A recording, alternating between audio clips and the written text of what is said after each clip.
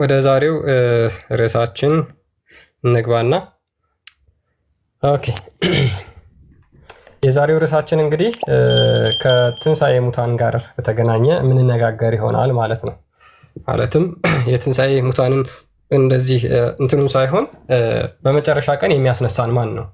እንግዲህ ምንድነው የሰው ልጅ ይወለዳል። ከዛ በኋላ በ40 በ80 ቀን የክርስቶስ ኢየሱስ የእግዚአብሔር ልጅነትን ያገኛል። ከዛም በኋላ ደግሞ በመልካም ስራ ክርስቶስ ኢየሱስ ባዘጋጀው መንገድ በንጽህና ተጉዞ የዘላለም ሕይወት ያገኛል ማለት ነው። ሰዎች በመጨረሻው ቀን ማለትም ስጋና ነፍሳችን ተዋህዶ እንደገና በሁለተኛ ልደት እንነሳለን ብለን እናምናለን። ይህ መጽሐፍ ቅዱስ በግልጽ ይናገራል። ክርስቶስ ኢየሱስ ራሱ ምን ብሏል? እኔ ባለሁበት እናንተ ደግሞ እንድትሆኑ ሁለተኛ መጣና ወስዳችኋለሁ ከኔም ጋር ትሆናላችሁ ብሎ ይናገራል። ይህ ምስጢር እንደገና ስጋና ነፍሳችን የተለያየው ማለት ነው ከተዋሃደ በኋላ ያ ምን ይባላል? ትንሣኤ ይባላል። ይህ ደግሞ ትንሣኤ ሙታን የክርስቶስ ዳግም ምጽአት ፍጻሜ ይሆናል ማለት ነው። ፍጻሜው ይሆናል። ስለዚህ እነዚህ ሞተው በስብሰው የነበሩ ሰዎችን እንደገና የሚያስነሳቸው ማን ነው ብለን ዛሬ ከሙስሊሞች ጋር እናወራለን ማለት ነው። እንደ መጽሐፍ ቅዱስ እንግዲህ ክርስቶስ ኢየሱስ እሱ የሙታን ትንሣኤያቸው እንደሆነ መጽሐፍ ቅዱስ በግልጽ ይናገራል። የሙታን ትንሣኤያቸው በስብሰው የቀሩትን የሚያስነሳቸው እርሱ እንደሆነ መጽሐፍ ቅዱስ ይናገራል። ስለዚህ ክርስቶስ ኢየሱስ የዘላለም አምላክ ነው ማለት ነው። ምክንያቱም ሙታንን የሚቀሰቅስ ሙታንን የሚያስነሳ እንደየስራቸውም ደግሞ ፍርዳቸውን የሚሰጣቸው እርሱ ስለሆነ ማለት ነው። የማቴዎስ ወንጌል በምዕራፍ 25 ቁጥር 31 ጀምሮ ይሄ በግልጽ ይናገራል። የማቴዎስ ወንጌል ምዕራፍ 25 ጀምሮ ይህ ተቀምጦ ይገኛል። ምን ይላል መሰላችሁ? አህዛብ ይሰበሰባሉ። እንግዲህ ክርስቶስ ኢየሱስ ከቅዱሳን መላእክቱ ጋር ይመጣል። እነዛ አህዛብ ይሰበሰባሉ። በጎቹና ፍየሎቹ በቀኝና በግራ ይሆናሉ። ከዛም በኋላ እሱም ደግሞ እንደየስራቸው ይፈርድባቸዋል ማለት ነው። ይህ የሚሆነው መቼ ነው? ክርስቶስ ኢየሱስ እነዚህን ካስነሳ በኋላ ከሙታን ካስነሳቸው በኋላ እርሱ ይፈርድባቸዋል ማለት ነው። ስለዚህ ክርስቶስ ኢየሱስ በግልጽ እኔ ሙታንን አስነሳለሁ ብሎ ተናግሯል።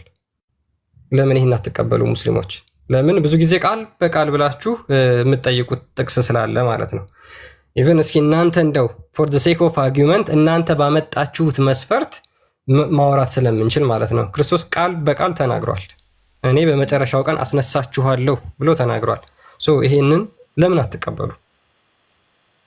ይሄን ለምን አትቀበሉ ብለን ዛሬ ከሙስሊሞች ጋር እናወራለን ማለት ነው። አንተ መቀጠል ስላለ መሐመድ፣ ከአምላክ ውጭ በመጨረሻ ቀን ሰዎችን ከመቃብር የሚቀሰቅስ አካል አለ ብለህ ታምናለህ መሐመድ? በቃ እሱ እናንተ ያመጣችሁት ህግ ነው። እዛ እንትን የተበረዘ መጽሐፍ ሰዎችን የሚቀሰቅስ አለ ወይ ከመቃብር አለ ወይስ ጥያቄ ነው። አሁን ስለ መጽሐፍ መበረዝ ምናምን አይደለም መሐመድ። ቁርአን እኮ የፍየል በጠጥ ሆኗል። ፍየል በልተዋለች። አንድ ሙሉ ምዕራፍ የት እንደመጣ ይታወቃል። ስለዚህ እና ቶፒኩ ላይ አውራ ነው። ቶፒኩ ላይ አውራ። ሰዎችን ከመቃብር የሚቀሰቅስ አካል አለ ወይ በመጨረሻ ቀን? ያው እዚህ ጋር አብ ነው እንዲያነሳ ያዘዘው፣ የሚያነሳው አላህ ነው። ኦኬ እስኪ አንብበው ይሄንን። ያው የላከኝ እንዲፈጽም ዘንድ ያለ አይደለም እንዴ? ኦኬ እስኪ አንብበው በደንብ። ከሰጠኝ ሁሉ ቆይ አንዴ ከሰጠኝ ሁሉ አንድስ እንኳን እንዳላጠፋ በመጨረሻም ቀን እንዳስነሳው እንጂ የላከኝ የአብ ፍቃድ ይህ ነው። ኦኬ አንዴ ችግር የለውም ምንም እሱ ሌላ ቶፒክ ውስጥ አትግባ። ልጅንም አይቶ በእርሱ የሚያምን ሁሉ የዘላለም ሕይወት እንዲያገኝ የአባቴ ፍቃድ ይህ ነው፣ እኔም በመጨረሻው ቀን አስነሳዋለሁ ይላል። ይህንን ታምንበታለህ? የኔ መጽሐፍ ቅዱስ ጥቅስ አምንም እዚህ ጋር ኢየሱስን ወይም ደግሞ ወልድን ኢየሱስን ወይም ደግሞ ወልድን ወልድ ኢየሱስ ክርስቶስ እሱ ሰዎችን በመጨረሻ ቀን እንደሚያስነሳ ይናገራል አይደል? የተበረዘ ነው መጽሐፉ። ተበርጃለሁ ያለው አሁን ተበርዟል አልተበረዘም ሳይሆን ነብይ አላለም፣ ቁርአን አላለም፣ አላህ አላለም። የተበረዘ ነው። ተመሩበት ብሎ ነብይ ተመሩበት ይላል፣ ይመሩበት ይላል፣ እመኑበት ይላል። ስለዚህ እመንበት ያለ የተበረዘ መጽሐፍ ነው እንዴ? መሐመድ እመንበት ተብለሃል። በተበረዘ መጽሐፍ ታምናለህ እንዴ? ወይስ አንተ ከነብዩ ትሻላለህ ትበልጣለህ? እናንተ ጋር ያለውን ምንም እንትን አይደለም። ኦኬ አንተ ከነብዩ ከአንተና ከነብዩ ማን ነው የሚበልጠው? ከመሐመድ እዛ አትሂድ አንተ ነው የምትበልጠው፣ መሐመድ ነው የሚበልጠው። ስለዚህ መሐመድ ይህንን መጽሐፍ እመኑበት ብሏል። ስለዚህ ተበረዘ የሚል ቁርአን የማያውቀው መሐመድ የማያውቀው አላህ የምትሉትም ደግሞ እናንተ ባይብልና ደረጃ ባይኖርም አያውቁም። ኦኬ ስለዚህ ሰዎችን ፕሊስ አሁን ቶፒኩ ላይ አውራ። ስለዚህ ችግር የለውም አንተ ተበረዘን ብለህ መን ዋቴቨር የፈለግከው ማመን ትችላለህ። እኛ የግድ አልተበረዘን ብለህ መን አንልህም፣ ቁርአንን እየካድክ ስለሆነ ማለት ነው። አንተ ከመሐመድ የተሻልክ ስለሆንክ ማለት ነው።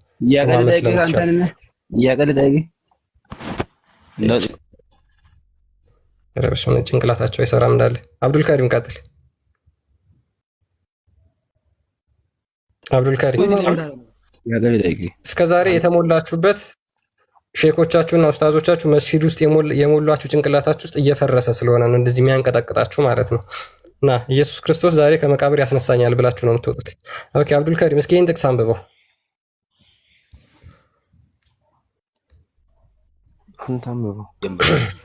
መጽሐፍ ቅዱስ ላይ ነው እንደምናወራው። አንብብ፣ መጽሐፍ ቅዱስ ላይ ነው የምናወራው ዛሬ።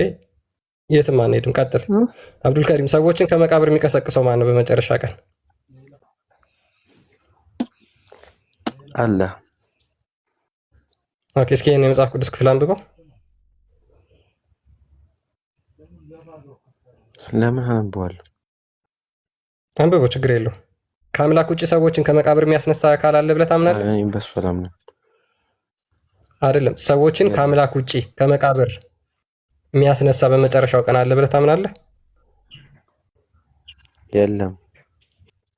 በጣም ጥሩ። እዚህ ጋር የዮሐንስ ወንጌል ምዕራፍ 6 ቁጥር 40 ላይ ልጅንም አይቶ በእርሱ የሚያምን ሁሉ የዘላለም ሕይወት እንዲያገኝ የአባቴ ፈቃድ ይህ ነው፣ እኔም በመጨረሻው ቀን አስነሳዋለሁ ይላል። ሰው ክርስቶስ ኢየሱስ በመጨረሻው ቀን የሚያስነሳ እንደሆነ ይናገራል። ይህን ታምንበታለህ ወይስ አታምንበት? አላምንበት። ኦኬ በጣም ጥሩ። ስለዚህ ሰዎችን ኢማጂን ሉክ ሰዎችን ከመቃብር የሚያስነሳው አምላክ ብቻ ነው በሚለው ከአብዱል ከሪም ጋር ተስማምተናል፣ ከሌሎችም ጋር ማለት ነው። ስለዚህ ከአምላክ ውጭ በመጨረሻው ቀን ሰዎችን ተረጋጉ፣ ትጦዛላችሁ ገና ተረጋጉ። አንዴ ቆይ። አሁን እኮ ካፋችሁ በተናገራችሁት ነው እየተስማማን የምንመጣው። ከአምላክ ውጭ ሰዎችን ከመቃብር የሚቀሰቅስ አለ ብላችሁ አታምኑ። የሚያምን አለ ከአምላክ ውጭ ሰዎችን ከመቃብር ይቀሰቅሳል የሚያምን አለ ሌላ አካል ይቀሰቅሳል ብላችሁ የምታምኑ ካላችሁ ማይካችሁን አንስታችሁ መናገር ትችላላችሁ። ሳቲስፋይድ ታምናለህ? ጥያቄ መጠየቅ እችላለሁ? ወንድሜ ተረጋጋ። ቆይ ተረጋጋ። አታምኑም አይደለ? ከአምላክ ውጭ የሚቀሰቅስ አካል አለ ብላችሁ አታምኑ። ኦኬ መጽሐፍ ቅዱስ እዚህ ጋር በግልጽ ኢየሱስ ክርስቶስ ሰዎችን ከመቃብር የሚያስነሳ እሱ እንደሆነ ይናገራል። ስለዚህ እሱ አምላክ ነው ማለት ነው። ለምንድን ነው የማትቀበሉት? ለምንድን ነው የመሐመድን ተረት የምትቀበሉት? ክርስቲያን ይሰማል? ክርስቲያን አንተ ኔትወርክ ጥሩ አይደለም ማለት ነው። ኔትወርክ ጥሩ አይደለም። አንተ አንዴ የሚታርግ ሌሎች ይቀጥሉ። ለምን አትቀበሉ ሙስሊሞች? ክርስቶስ እሱ ትንሣኤ ነው። እሱ ህይወትን የሚሰጥ ነው። ከአምላክ ውጭ ማንም አካል ሰዎችን በመጨረሻ ቀን የሚያስነሳ የለም። ይኸው ክርስቶስ እኔ ነኝ የማስነሳችሁ እያለ እየተናገረ ነው። በሱ የምታምኑ ከሆነ ለምንድነው በክርስቶስ የማታምኑት ሙስሊሞች?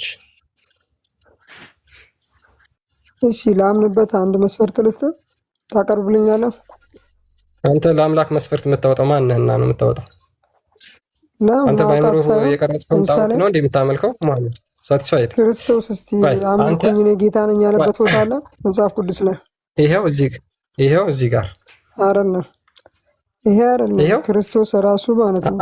አምልኩኝ እኔ ጌታ ነኝ ያለ ቦታ አለ? አዎ ይሄው፣ ይሄንን ራሱ ክርስቶስ ነው የተናገረው። እስኪ አንብበው። ምን ይላል? ምንድን ነው የሚለሽ? አንብበው እስኪ። ልጅንም አይቶ በእርሱ የሚያምን ሁሉ የዘላለምን ሕይወት እንዲያገኝ አባቴ ፈቃድ ይህ ነው። አባቴ ፈቃድ ይህ ነው። እኔም በመጨረሻው ቀን አስነሳለሁ። ኦኬ። በመጨረሻው ቀን ከአምላክ ውጭ የሚያስነሳ አካል አለ? ሊገልጽ የፈለገው እዚህ ጋር ክርስቶስ ማለት ነው። ቆይ አይዞ ኢየሱስ እና ልንገርና ማለት ነው። አንድ ጊዜ ሳቲስፋይድ። ከአምላክ ውጭ በመጨረሻው ቀን ሙታንን የሚያስነሳ ሰው አለ? የሚያስነሳ አካል አለ? ከአምላክ ውጭ የለም። ይኸው በቃ። ስለዚህ ክርስቶስ ነው አምላክ ነው ማለት ነው። አምላክ ነኝ እያለ ነው ማለት ነው። እኔ ነኝ ማስነሳችሁ ብሎ ሲናገር እኔ አምላክ ነኝ እያለ ነው ማለት ነው። አሁን እዚህ ጋር ማለት ነው። አሁን እዚህ ጋር መረዳት ያለበት ተናገርክ እኮ ከአምላክ ውጭ የሚያስነሳ የለም ብለህ ከተናገርክ እኔ አምላክ ነኝ እያላችሁ አይደለም? የተጻፈውን ነው ያነበብኩት። አንዴ ደግሞ እኔና እኮ ስለዚህ የተጻፈውን ስታነብ አንተ ተናግራለህ። የተጻፈውን ስታነብ አንዴ የተጻፈውን ስታነብ ኢየሱስ አምላክ እንደሆነ እዚህ ጋር አልተረዳህም? ኢየሱስ አምላክ ነው የሚል ቦታ የለም። ሲጀመር ኢየሱስ እኮ ማነው ጌትነቱ እንደ መጽሐፍ ቅዱስ ራሱ የተሰጠው ነው እንጂ በራሱ ምንም ጌትነት እኮ ያለው ቦታ የለም። እስቲ በራሱ ጌትነት የተሰጠው ቦታ አለ? እኔን ጌታ ነኝ ያለበት ቦታ አለ? እንደ መጽሐፍ ቅዱስ ሙሐመድ ቆይ አንድ አካል የባህሪ ጌታ ካልሆነ ሳቲስፋይድ አንድ አካል የባህሪ ጌታ ካልሆነ ወይም ደግሞ ጌትነቱ አምላካዊ ካልሆነ ሰዎችን በመጨረሻው ቀን ማስነሳት ይችላል? አይችልም። ጌትነቱ ሲጀመር ተወስዶበታል። እንደ መጽሐፍ ቅዱስ ላይ ታምናለህ? እሺ ሚውት አድርግ በእናትህ ሚውት አድርግ። መጽሐፍ ቅዱስ ላይ ታምናለህ? ኦኬ እዚህ ላይ ማውራት የምትችል ከሆነ እዚህ ላይ ማውራት ትችላለህ። ሳቲስፋይድ አለበዛ ድርቀት ስለሚሆን ስለ ጌትነት እስካወራ ድረስ ከጌትነቱ ርዕስ እኮ ብትናርገ ማስረዳት አለብህ ሲጀመር ማለት ነው። አንተ ይሄ እኮ ሲጀመር ራሱ ጌትነቱን እኮ እዚህ ጋር እየተናገረ ነው። አንተ ስንት ነው? ጌትነቱን እዚህ ጋር እየተናገረ ነው። ጌትነቱን እሱ ጋር እዚህ ጋር እየተናገረ ነው። አንተ በዚህ መጽሐፍ ቅዱስ ጥቅስ ታምናለህ? እሱ ጋር አይደለም። መጽሐፉ ምንድነው? የዮሐንስ ወንጌል ስንት?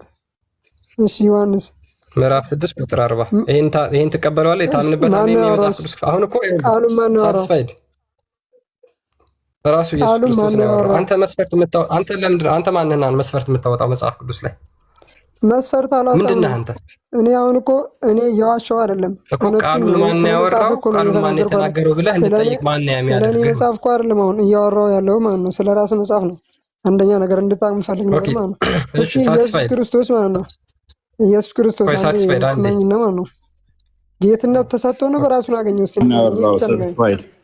ሳቲስፋይድ ማን ያወራው ስትል ሰው ክርስቲያን ምን ለማለት ፈልጋ ነው እዚህ ጋር? ማን ከኔ ነው? ምን ማለት አልገባኝም። ሙግትህ አልገባኝም። ልጅንም አይቶ በእርሱ የሚያምን ሁሉ የዘላለም ሕይወትን እንዲያገኝ የአባቴ ፍቃድ ይሄ ነው፣ እኔም በመጨረሻው ቀን አስነሳዋለሁ አለ ክርስቶስ። ይህን ታምናለህ ወይ ብሎ ሲጠይቅህ ማን ያለው? ምን እያልክ ያለው? ፖይንቱ ምንድን ነው? ፖይንት ኦነስት የሆነውን ምን ማለት ምንድን ነው እያልከን ያለው? ማን ነው ያለው ያልኩት? የተናገረው ማን ነው ነው ያልኩት። ተዘግበው ነው የጻፈው ማን ነው ነው ያልኩት። ጻፊው ነው። እሺ ችግር የለውም። እሱ ያሳሰበህ ጻፊው ነው ወይንስ ይህን አካል ተናጋሪው ነው? ለምን ቃሉ የተናገረው ራሱ ማን ነው? ተናጋሪውማ ልጅንም አይቶ በደንብ አስተውል፣ በእርሱ የሚያምን ሁሉ የዘላለም ሕይወትን እንዲያገኝ የአባቴ ምንን ነው የምታሳየው? አባትና አባቴ ልዩነቱን ታውቃለህ? ታውቃለህ ልዩነቱን? አባቴ ተናጋሪው ራሱ ፋዘሩን ሪፈር እያደረገ ነው። አንድ በል የአባቴ ፍቃድ ይህ ነው፣ እኔም በመጨረሻው ቀን ሎክ እኔ ፈርስት ፐርሰን ነው፣ እኔም በመጨረሻው ቀን አስነሳዋለሁ። ስለዚህ ተናጋሪው ራሱ ክርስቶስ ነው። አባቴ የሚለው ደግሞ አብን ነው። ምንድን ነው እሱ ታዲያ የምትለን ወዳጃችን? እሺ አሁን ኢየሱስ ጌታ ከሆነ አንድ ነገር ልጠይቅና ትመልስልኛለህ? ትሄዳለህ እዛ ጋር። ስለዚህ እዚህ ጋር ተግባባን።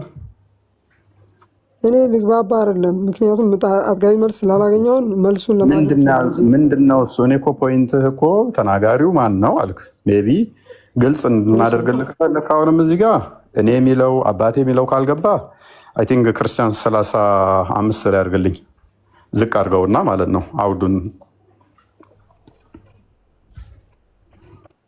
ኢየሱስም እንዲህ አላቸው፣ የሕይወት እንጀራ እኔ ነኝ። ወደ እኔ የሚመጣ ከቶ አይራብም፣ በእኔ የሚያምን ሁልጊዜ ከቶ አይጠማም። ስለዚህ እየተናገረ ያለው ኢየሱስ ነው። ምንድን ነው እያልከን ያለኸው ወዳጃችን? የጌታ ሰው በቃ እዚህ ጋር ያዘው። እዚህ በትክክል ምንድን ነው የሚለው? በትክክል አንብበው እስኪ። አንብባ። ኢየሱስም ኢየሱስም እንዲህ አላቸው የሕይወት እንጀራ አላቸው ይላል። የሕይወት እንጀራ እኔ አላቸው ይላል። የሕይወት እንጀራ እኔ ነኝ አለ። ኦኬ። ስለዚህ እንጀራ እኔ ነኝ ካለ በኋላ ወደ እኔ የሚመጣ ከቶ አይራብም ነው ያለው። ሳቲስፋይድ ቴንክ ዩ። የሕይወት እንጀራ ማን ነው ብለህ ነው የምታምነው አንተ? የሕይወት እንጀራ የሕይወት ምግብ ሕይወታችን እንዲቀጥል የሚያደርግ ማን ነው ብለህ ነው የምታምነው? ሕይወት የሚቀጥለው አላህ ነው፣ የሚቆርጠው አላህ ነው ሲጀመር ማለት ነው። ግን እንደኔ እምነት ማለት ነው። ቆይ እዚህ ጋር ደግሞ ማን እያለ ነው? ማነኝ እያለ ነው? የሕይወት እንጀራ ሕይወትን ማስቀጥለው የሕይወትህ ምግብ ማነኝ እያለ ነው? ማን ነው ይላል? ማን ነው ይላል? የሕይወት ምግብ የሕይወት እንጀራ ማን ነው ይላል ክፍሉ? አሁን እኮ እዚህ ጋር እያወራ ያለው ስለ ተራበ አካል ነው እንጂ ስለ ጌትነቱ የሚያመላክት ነገር እኮ አይደለም።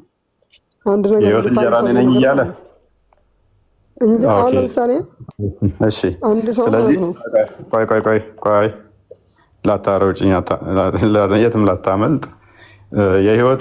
ሕይወቴን የሚያስቀጥለው የሕይወቴ ምግብ የሆነው አላህ ነው አልክ።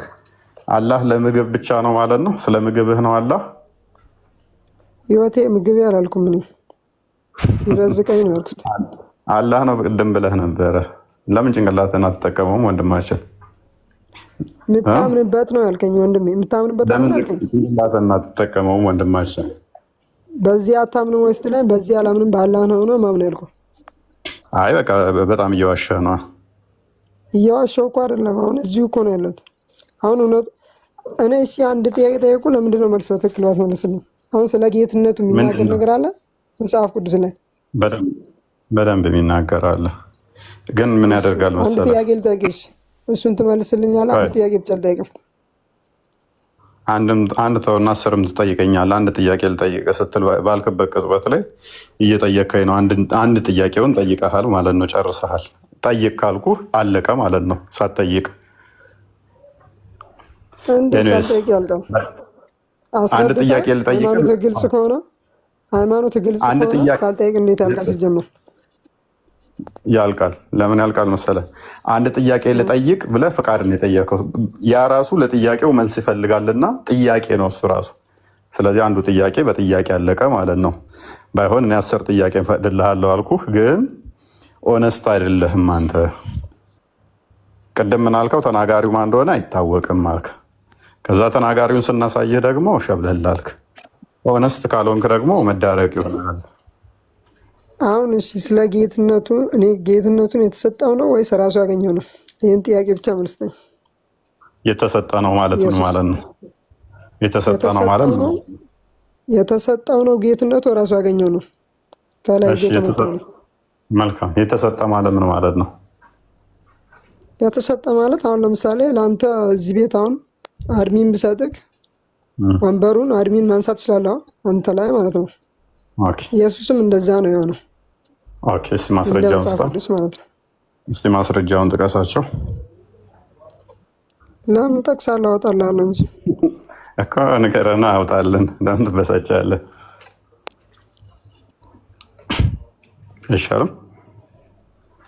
እንዳንተ እምነት ጌትነቱ ተሰጠው ነው ወይስ ከአውጣው መረጃው ራሱ ያገኘው ነው? የጌቶች ጌታ የጌቶችን ፈጣሪ ስለሆነ ማተር አያደርገኝም። ቀጥል፣ መረጃውን አምጣው። ግን በምታመጣው መረጃ እስልምና እንደምቀብርብህ በዛው አስበህበት ነው።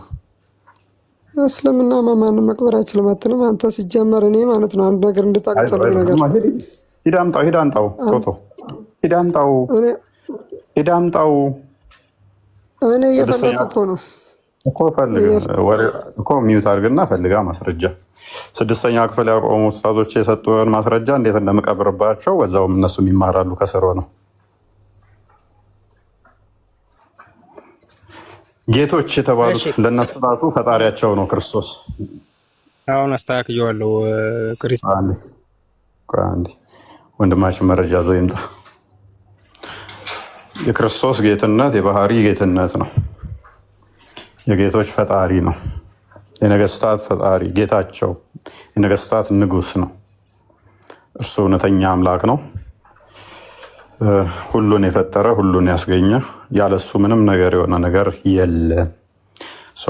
ድምፁን እንኳን በመቃብር የሚሰሙት ሙታንን ከመቃብር የሚያስነሳቸው እርሱ የአብ ልጅ ወልድ ነው። ጻድቃንን በቀኙ ኃጢያንን በግራ ሲያቆም ሙሐመድን እስከነ ሰራዊቱ እስከነ ተከታዩ ለፍርድ በግራ ያቆማቸዋል። እሱን ተተከተሉት አጋንንት ጋር ለዘላለም ወደማይጠፋው እሳት ይልካቸዋል። እኛን በእምነት የጸናን ክርስቶስን የተከተልን በዳግም ምጽአቱ በቀኙ ከቅዱሳኑ ጋር እንቆማለን። ያን እንዲሆን ደግሞ መጽናት፣ መጠንከር፣ እስከ መጨረሻው መከተል ግድ ነው። ይሄ የክርስቶስን ዮሐንስ ወንጌል ምዕራፍ 10ን ክፈተው አንዴ። ክርስቶስን እናውቀዋለን፣ በደንብ ነው የምናውቀው። ድምፁን እንለያለን፣ ድምፃችንን ያውቃል። ሙስሊሞች ክርስቶስን ድምፁን አያውቁትም፣ ፍቅሩን አልቀመሱትም። እኛ ግን ፍቅሩን ቀምሰናል፣ ድምፁን ሰምተናል። ለዛ ነው ክርስቶስ ምን እንደሆነ ለእኛ ጠንቅቀን እናውቃለን። እሱ እንደዚህ ብሎ ነግሮናልና። ዝቅ አድርገው ቁጥር 1 ላይ እውነት እውነት እላችኋለሁ ወደ በጎች በረት በበሩ የማይገባ በሌላ መንገድ የሚወጣ እርሱ ሌባ ወንበዴ ነው አለ። ረመሰሉ አጽንኦት ሰጥቶን የነገረን እዚህ ጋር ክርስቶስ እውነት እውነት እላችኋለሁ እንዳታወላዱ አጽንኦት ሰጠበት ማለት ነው። እውነት እላችኋለሁ ከሚለው ይልቅ እውነት እውነት እላችኋለሁ ወደ በጎች በረት በበሩ የማይገባ በሌላ መንገድ የሚወጣ እርሱ ሌባ ወንበዴ ነው። ምዕመናንን እንደ በጎች ራሱንም እንደ ጠባቂ አድርጎ ክርስቶስ ብዙ ጊዜ ይናገራል። ታጣልኛለህ በፈራት ላይ አንድ ሚታር በብሉይ ኪዳን ብዙ ጊዜ ላይ እግዚአብሔር እንደ ጠባቂ ስለሚመሰል ማለት ነው። ሌቦች፣ ወንበዴዎች፣ ሐሰተኛ ነቢያቶች እንደሚመጡ ክርስቶስ ነገረን ማለት ነው። እዚህ ሌባ ናቸው እነሱ፣ በትክክለኛው መንገድ ማይመጡ በተሳሳተ መንገድ የሚመጡ ሌቦች ናቸው። አንድም በረት የተባለው ክርስቶስ የመሰረታት ቤተክርስቲያን ነች። በዛ ማይገቡ በዛ ያሌሉ ሐሰተኞች አሉ። በበሩ የሚገባ ግን የበጎች እረኛ ነው። ለእርሱ በረኛው ይከፈትለታል፣ በጎቹም ድምፁን ይሰሙታል። ምን ይላሉ? ድምፁን ይሰሙታል። በጎቹም ድምፁን ይሰሙታል። የእርሱንም በጎች በየስማቸው ጠርቶ ይወስዳቸዋል፣ ይለያቸዋል። ያቀናል ክርስቶስ። የምናጭበረብረው የለንም። እንደ ሙስሊሞች በ10 ሻዳ እያስያዝን ሚስቶቻችንን ድራማ አንሰራም። ምክንያቱም በስማችን ይለየናል፣ ያቀናል። የበጎቼን ድምፅ አውቃቸዋለሁ ይላል። የ10 ሻዳ ብታሲዝ የ10 ድራማ ብሰራ ይለይሃል ክርስቶስ። በጎቹን ይለያል፣ ያውቃቸዋል። በየስማቸውም ጠርቶ ይወስዳቸዋል ነው የሚለው። ለሐዋርያቶቹ ካያቸው አዳዲስ ስም ሰጥቷቸው ነበር። በየስማቸው ይለያቸዋል፣ ያውቃቸዋል። የራሱንም ሁሉ ካወጣቸው በኋላ በፊታቸው ይሄዳል። በጎቹም ድምፁን ያውቃሉና ይከተሉታል። ለዚህ ነው ክርስቶስን እናውቀዋለን፣ እንከተለዋለን። መስቀሉን የማይሸከም በኋላ የማይከተለኝ ለእኔ ሊሆን አይገባም ይላል ማቴዎስ ወንጌል ምዕራፍ 10 ቁጥር 37 ጀምሮ። ከፊት ለምንድን ነው የሚሆነው? መሪያችን ነው፣ የእምነታችን መስራች ነው። እኔን ተከተሉ ብሏል። እሱ የዋህ ነው፣ እሱ ትሁት ነው። ዝቅ ብሎ ፍቅርን አስተምሮናል፣ ይቅርታን አስተምሮናል። እንዴት መመራት እንዴት ማድረግ እንዳለብን አሳይቶናል። እሱ ከፊት ይሄዳል፣ እኛ ከኋላ እንከተላለን። ጾሞ እንድንጾም፣ ጸሎት አድርጎ ጸሎት እንድናደርግ፣ ይቅር ብሎ ይቅር እንድንል እያንዳንዱን አሳይቶናል። ከፊት ሆኖ መርቶናል። እርሱ ጠባቂያችን ማለት ነው። ስለዚህ እኛም በጎቹ ድምፁን እናውቃለን፣ እንከተለዋለን። ከሌላው ግን ይሸሻሉ እንጂ አይከተሉም፣ የሌሎችንም ድምፅ አያውቁምና አለ። ማይከተሉት ሌሎችን ለምንድን ነው? እኛ ሙሐመድን ማንከተለው ምንድን ነው? ሙሐመድ ኢየሱስን አያውቀውም። ሙስሊሞች ኢየሱስን አያውቁትም። ኢየሱስ ስንት ዓመት ሰበከ? ኧረ ተው እባክህ አያውቁትም አትበል። ቆይ አዳምጥ። ሐዋርያቶቹ ማናቸው? የኢየሱስ አያውቁም። እናንተ እኮ እኛ እንወደዋለን ታውቃለህ። ግን ቆይ ስንት ዓመት ሰበኩ ሐዋርያቶቹ? ሐዋርያቶች አሉት ይላሉ። እነማን ናቸው ሐዋርያቶቹ? አያውቁም። ተመሰለባቸው እንጂ አልተሰቀለም ይላሉ። ማን ነው በማን ቦታ የተመሰለው? የሚያውቁት ነገር የለም። አንዳቸውም አያውቁም። እንኳን እነኚዎቹ ሙፈሲሮቹ ራሱ አንደኛው ይሁዳ ነው ይላል፣ አንደኛው ሌላ ነው ይላል፣ አንደኛው ከሰቃዮቹ ነው ይላል፣ አንደኛው ከደቀ መዝሙርቱ ነው ይላል። ሙፈሲሮቹ ራሱ እርስ በርስ የተጋጩ ናቸው። ሐዋርያቶቹ እነማን ናቸው ሲባል አንዱ ሌላ ይላል፣ አንዱ የተወሰኑ ሌሎችን ይጠቅሳሉ። እርስ በርስ የሚጋጩ አያውቋቸውም። ክርስቶስ ግን ምን አለ? ያቁኛል አለ። በጎቼ ያቁኛል፣ ድምፄን ይለያሉ። የኔ ያልሆኑት ግን አያውቁኝም፣ በቃ አያውቁትም። ኢየሱስም ይህን በምን ነገራቸው? ኢየሱስም ይህን በምሳሌ ነገራቸው። እነርሱ ግን የነገራቸው ምን እንደሆነ አላስተዋሉ። ኢየሱስ ደግሞ አላቸው፣ እውነት እውነት እላችኋለሁ እኔ የበጎች በር ነኝ።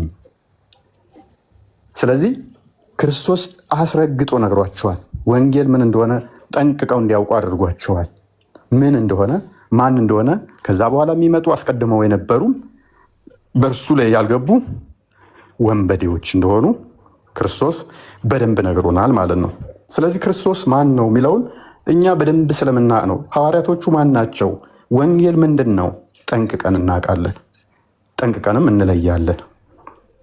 ስለዚህ አሁን ይሄ ከሆነ በደንብ አስተውሉ። ይሄ ከሆነ ክርስቶስን በደንብ ካወቅ ነው፣ በደንብም ከለየ ነው፣ ድምፁንም ሰምተን ካወቅ ነው። ቁጥር 27 ላይ ቲንክ አድርግልኝ፣ ሙሉውን እናንተ አንብቡት፣ ደስ የሚል የመጽሐፍ ቅዱስ ክፍል ስለሆነ። በጎቼ ድምፄን ይሰማሉ አለን አልቀድም? ኦኬ፣ እነኛ የሰሙትን ድምፅ ምንድን ነው የሚያደርጋቸው? በጎቼ ድምፄን ይሰማሉ፣ እኔም አውቃቸዋለሁ፣ ይከተሉኝማል፣ እኔም የዘላለም ሕይወትን እሰጣቸዋለሁ። እነኚህ በጎቹ ድምፁን የሰሙ የተከተሉት ምን ይሰጣቸዋል? የዘላለም ሕይወትን እሰጣቸዋለሁ፣ ለዘላለም አይጠፉም፣ ከእጄም ማንም አይነጥቃቸው። እርሱ የአብ ልጅ ወልድ እኛን የዘላለም ሕይወት ይሰጠናል። እኛም ድምፁን ሰምተን እንከተለዋለን። ብዙዎች ግን አሁን እንደ ሙስሊሞች ሙሐመድን የተከተሉ ክርስቶስ ማን ነው ድምፁን ያውቃሉ? አያውቁም። ሐዋርያቶቹን ያውቃሉ? አያውቁም። አልተሰቀለም ተመሰለ ይሏቸዋል። እንዴት ነው የተመሰለው? እንዴት ነው እሱ አላህ የወሰደው? እንዴት አድርጎ ነው? የሚያውቁት ነገር የለም። ስንት ዓመት ነው የሰበከው? የሚያውቁት ነገር የለም። ሐዋርያቶቹ ማን ማን ይባላሉ? የኢየሱስ አያውቁም። ኢየሱስ ለምንድን ነው እሱ በድንግልና የተወለደው እንደ እስልምና? የሚያውቁት ነገር የለም። እሺ ኢየሱስ እንደነሱ አስተምሮ ሴጣን ሁሉንም ሲቆነጥጥ እሱን ለምንድን ያልቆነጠጠው? የሚያውቁት ነገር የለም። ዝም ብሎ በጭፍን የሚያውቁት ነገር የለም አለ ሳይሆን ማለት ነው። ማስረጃ እያወጣ ተናገር ስትናገር ማለት ነው። አያውቁም ስትል ይኸው መጽሐፋቸው በዚህ ቦታ ላይ የለም ብላ በማስረጃ ተናገር። እኔም ማስረጃ ላሳይ ነው ዝም ብዬ የተቀመጥኩት። መረጃ እኮ አንጣ ተብለህ ነው እንድታመጣ ነው የጠበቅነው። ለምን አንተ ራስህ ስታወራ በመሐመድ ላይ ስትዋሽ በማስረጃ መሐመድ እንደዚህ ይላል ብለህ በማስረጃ በመጽሐፍ ላይ ዝም ብለህ አንድ መጽሐፍ ሼክ አያውቅም ያውቃል ሳይሆን ቆይ ሂምሌት ከማድረግህ ብትረጋጋ ይሻል ነበር። አሁን እንግዲህ ላሳፍርህ ነው። ተመለስ፣ በቃ ተመለስ። ሰትስፋይድ እና ተመለስ። ቆይ ሰትስፋይድ እና ተመለስ። እንግዲህ ባላሳፍርህ ደስ ይለኛል። እንደማታውቀው ልንገርህ እና ተመለስ። ምንም እኮ አታሳፍረኝም። በስነ ስርዓቱ አውራ ነው አውራ። እስኪ አንተ በስነ ስርዓቱ ሚውትም አታርግ። ሰውን ገባ በሚውት ነው እንዴት ተፈጠረ? መልካም እሺ። ክርስቶስ የዘላለም ሕይወት ይሰጣል ታምናለህ? ይሄንን ክርስቶስ የዘላለም ሕይወት አይሰጥም። እንዴት ብሎ ነው የሚሰጠው? እሺ አንብብ እስኪ እዚህ ጋር ይሄን ክፍል። ይኸውልህ እኛ በመጽሐፉ ማለት ነው መረጃ አምጥቻለሁ ላሳይ። ቆይ አንዴ ጀማል አንዴ ቆይ። ምዕራፉን አውጣልኝ መጽሐፍ ቅዱስ ላይ በራስ መጽሐፍ ላይ ማለት ነው። በራሴ መጽሐፍ ላይ እሺ። ጌትነቱ የተሰጠው እንደሆነ ማሳየክ በራስ መጽሐፍ ላይ ማለት ነው። ምን ላይ ነው ያለው? አንድ ጥቅስ ለመያዝ እንደዚህ ከተቸገርክ በኢየሱስ ጭንቅላት ምን ያህል ቢሆን ነው? በእናትህ አንተ እንደዚህ ሶስት ጊዜ ወጥቶ 13 ጊዜ ይሆናል። አንተ ጎንበስ ገና ባልክበት እኔ በትንሹ 20 ጥቅስ እሸመድድበታለሁ። አምክዲንግ ሶሪ ኮምፒውተር ነህ እንዴ እንዳትሉኝ፣ የምሬን ነው። ግን 20 ጥቅስ ባይሆንም አንድ 25 ጥቅስ እሸመድድበታለሁ። እኔ እስቀጥል መናገሩ እኮ ትርጉም የለው። ዋና ከመረጃ ጋር አንድ ተናገርክ የሚባለው አንድ አንቀጽ ከመረጃ ጋር አስተዋራ እንዳይጠፋብህ። አሁንም ወይ ቀል ጠፋበት። አሁንም ተነሱ ጠፋብህ። አሁንም ኧረ ለምን ታወራለህ? አታወራ፣ ይጠፋብሃል። ለምን ሚውት እያደረጋችሁት ነው? ሚውት እያደረጋችሁት ነው መሆን ያለበት። ጀማል የሆነ እያየህ ሚውት ትላለህ። እሺ እፎይ ይኸውልህ አንተ ከተቻለ ቆይ ፖዝ እየሆነ እያየኸው እንዴት ነው እሱ ሚውት እያደረጋችሁት ነው የምትለው? ምን አይነት አጭበርባሪ ነህ አንተ ደግሞ። ኧረ ምንም ስለራስ መጽሐፍ እኮ ነው አውጣ አልኩህ ነው። ፖዝ እና ሚውት አለኝ መጽሐፍ እኮ ነው አውጣ አልኩህ። ጀማል ቆይ እስኪ እሺ ጥቅሱ ምንድን ነው? ወይኔ ሙባረክ ወይኔ ሙባረክ ይላል። አሁንም ጠፋበት አውርዶ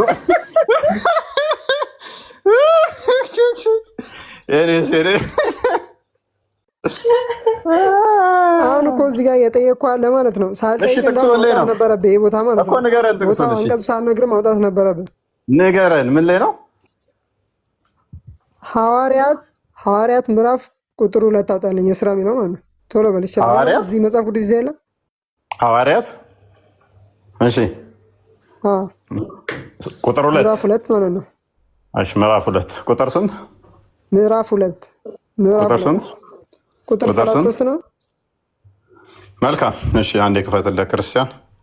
ታምንበታለህ እሱን ያመጣኸውን ጥቅስ ወዳጃችን? መጨረሻው ድረስ ማለት ጌትነቱ እንደተወሰነበትም በራስ መጽሐፍ ላይ ማለት ነው። ታምንበታለህ ያመጣኸውን ጥቅስ? አምንበታለሁ ብለዋል። ቴንኪው። ምዕራፍ 2 ቁጥር 30 ነው ያልከኝ። 30 ስንት?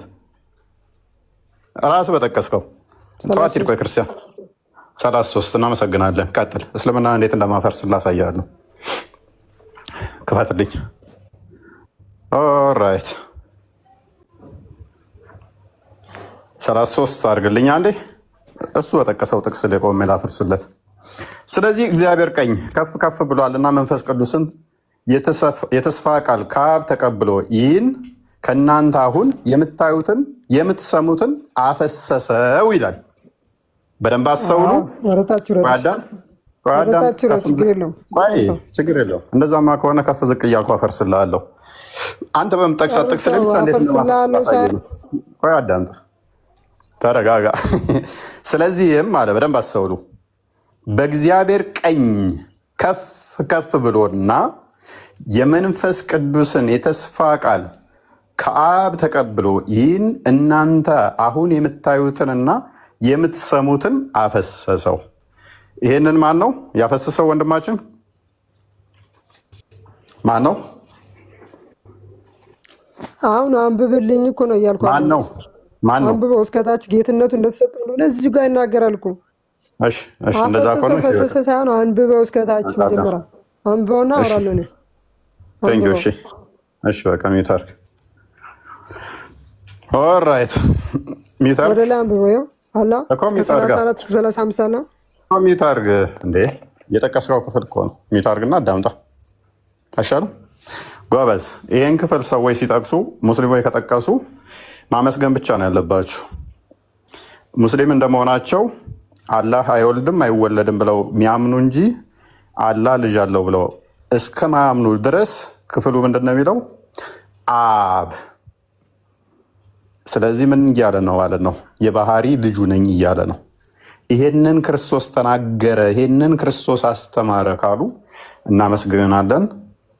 ማናቸውም እኛ ከሰበክነው ወንጌል የተለየ የተሰበከ እንደሆነ የሰማይ መልአክ እንኳን ቢሆን የተረገመ ይሁን ባለው መሰረት አብ ልጅ የለውም ብሎ የሰበከው መሐመድ በዚህ እርግማን ክፍል ውስጥ ይሆናል። ምክንያቱም ለምን አታነበውም? አነበዋለሁ ከጠቀስክበት ጨምሬ ነው የምቀብርልህ ብያለሁ። አንብበውና አዳምጥ እኮ እየተብራራ ነው የሚሄደው ክፍሉ። ምክንያቱም ከአብ ነው የተቀበለው አባቱ ያለውን ነው በያልኩ እዚህ ጋር ማለት ነው ያለውን አዳምጥ። ስለዚህ ከአብ አባቱ እንደሆነ ክርስቶስ ተናግሯል ብሎናል ይሄ ወንድማችን። በዚህም መሰረት እስልምና የተረገመ አስተምሮ ይሆናል ማለት ነው። ምክንያቱም አላህ ልጅ አለው ማለት በጣም ጸያፍ ነው ብለው ስለሚያምኑ በእስልምናው። ክርስቶስ ደግሞ እርሱ ካስተማረው ውጪ መስበክ ገሃነም እንደሚከት ቃሉን አለመጠበቅ የዘላለም ሕይወትን እንደሚያሳጣ ተናግሯልና አባቴ ብሏል። አባቱ የሚለውን አለመቀበል ክህደት ነው የሚሆነው። ከፍ አድርግልን እሺ። ቁጥር 34 ላይ በጣም መወደው ክፍል ዳዊት ወደ ሰማይ አልወጣም። በደንብ አስተውሉ። ይህን ክፍል መጥቀስ ምን ያህል የስድስተኛ ክፍል ኡስታዞች ሲጠቅሱ ስላየህ ነው፣ አልፈርድብህም። ዳዊት ወደ ሰማይ አልወጣምና ነገር ግን እርሱ ጌታ ጌታዬን ጠላቶችን የእግር መረገጫ እስካደርግ ድረስ በቀኜ ተቀመጥ አለው። ማንን ነው ያለው እንደዛ? ወንድማችን ጌታ ጌታዬን ብሎ የጠራው ዳዊት ማንን ነው? የስድስተኛ ክፍል ኡስታዝን ሰምቶ እኮ ነው ጌታ ጌታዬን ብሎ ያለው ዳዊት ማንን ነው ጌታዬ ያለው? ና ተመለስ። የስድስተኛ ክፍል ኡስታዝ አስበልተዋል። ዛሬ ቤቱ ላይ እንደሚፎግረው እኛ ጋር የእሱን አርጉመንት እዛችሁ ተመጣችሁ ምን ያህል ዋጋ እንደሚያስከፍላችሁ በዛው ከስሮ ነው ይማር ኡስታዞቻችሁ። አንብብ ይህን ክፍል። ዳዊት አዳምጥ። ዳዊት ወደ ሰማይ አልወጣም። ዳዊት ወደ ሰማይ አልወጣም ይታወቃል። ነገር ግን እርሱ ጌታ፣ በደንብ አስተውል፣ ጌታዬን ጠላቶችን የእግር መረገጫ እስካደርግ ድረስ በቀኜ ተቀመጥ አለው። ማንን ነው ዳዊት እንደዛ ያለው? ሰትስፋይድ በበኩል ሐሳቤ መጨረሻ ላይ ነው የምሰጠው። አንብበው እስከታች ቀጥል። ማንን ነው ያለው? ዳዊት ማንን ነው ያለው? አንብበው ማንን ነው ያለው? እኮ ያነበብኩኝ እኮ እኔ አሁን እኮ ማንን ነው ያለው? እየጠየኳለሁት ማንን ነው? አንብበው የመጨረሻ ላይ አለ ወደታቸው 36 37 አለ። አንብበው እስከዛ አለ። ማንን ነው ያለው? ወይ አንብበው ይኸው ወይ ላንብብልህ ማንበብ ስሜት አድርግ። በቃ በደንብ አስተውሉ። ያመጣው ክፍል ያስበልተዋል። ዳዊት እንኳን አስቀድሞ ክርስቶስን ጌታዬ ያለበት ክፍል ነው የጠቀስከው። በደንብ አስተውሉ። ዳዊት ወደ ሰማይ አልወጣም። በትንቢት መነጽር ተመልክቶ ግን ጌታ ጌታዬን፣ በደንብ አስተውሉ፣ ጌታ ጌታዬን አብን ክርስቶስን ምን አለ? ጠላቶችን የእግር መረገጫ እስካደርግ ድረስ በቀኜ ተቀመጥ አለው።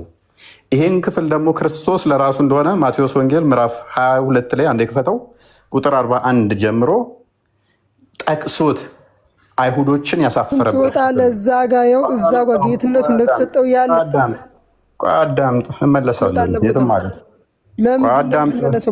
ጌታ ጌታ የሚለውን ጥቅስ ነው ያመጣሁት። የትም አልሄድኩም፣ እመለሳለሁ።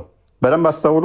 ክርስቶስ ጠየቃቸው ፈሪሳውያንን ተሰብስበው ሳሉ ኢየሱስ ስለ ክርስቶስ ምን ይመስላችኋል አላቸው። በደንብ አስተውሉ። ፈሪሳውያንን ክርስቶስ ስለ ኢየሱስ ምን ይመስላችኋል፣ የማንስ ልጅ ነው ብሎ ጠየቃቸው። የዳዊት ልጅ ነው አሉት። ስለ ራሱ ክርስቶስ ጠየቃቸው። ስለ ክርስቶስ ምን ትላላችሁ? ማን ነውስ ትላላችሁ ብሎ ጠየቃቸው። እነሱ ምን አሉት? የዳዊት ልጅ ነው አሉት። እርሱም እንዲህ አላቸው፣ ክርስቶስ ማለት ነው፣ እንኪያስ ዳዊት ጌታ ጌታዬን፣ ወንድማችን በደንብ አስተውል፣ ጌታ ጌታዬን ጠላቶችህን የእግርህ መረገጫ እስካደርግ ድረስ በቀኜ ተቀመጥ አለው ሲል እንዴት በመንፈስ ጌታ ብሎ ይጠራዋል? ዳዊት እንዴት የዳዊት ልጅ ከሆንኩ እኔ ዳዊት እኔን እንዴት ታዲያ ጌታ ብሎ ይጠራኛል? የማን ልጅ ነው? የማን ነኝ ሲላቸው የዳዊት ልጅ ነህ አሉት። ታዲያ ዳዊት የዳዊት ልጅ ከሆንኩ አዳምጥ፣ ተረጋጋ።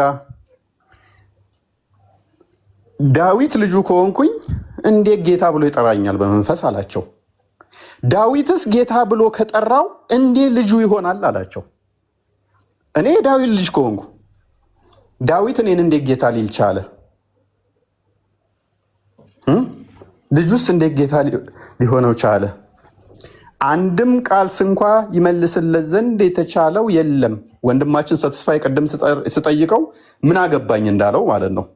ውረድ ዝም ብሎ እንዳለው ስጠይቀው ላለመመለስ። ፈሪሳውያንም እኔ የዳዊት ልጅ ከሆንኩ እንዴት ጌታው ልሆን ቻልኩ ብሎ ሲጠይቃቸው መመለስ አልቻሉም። ይኸው አንድም ቃል እንኳ ይመልስለት ዘንድ የተቻለው የለም፣ ልክ ሰትስፋይ እንዳደረገው።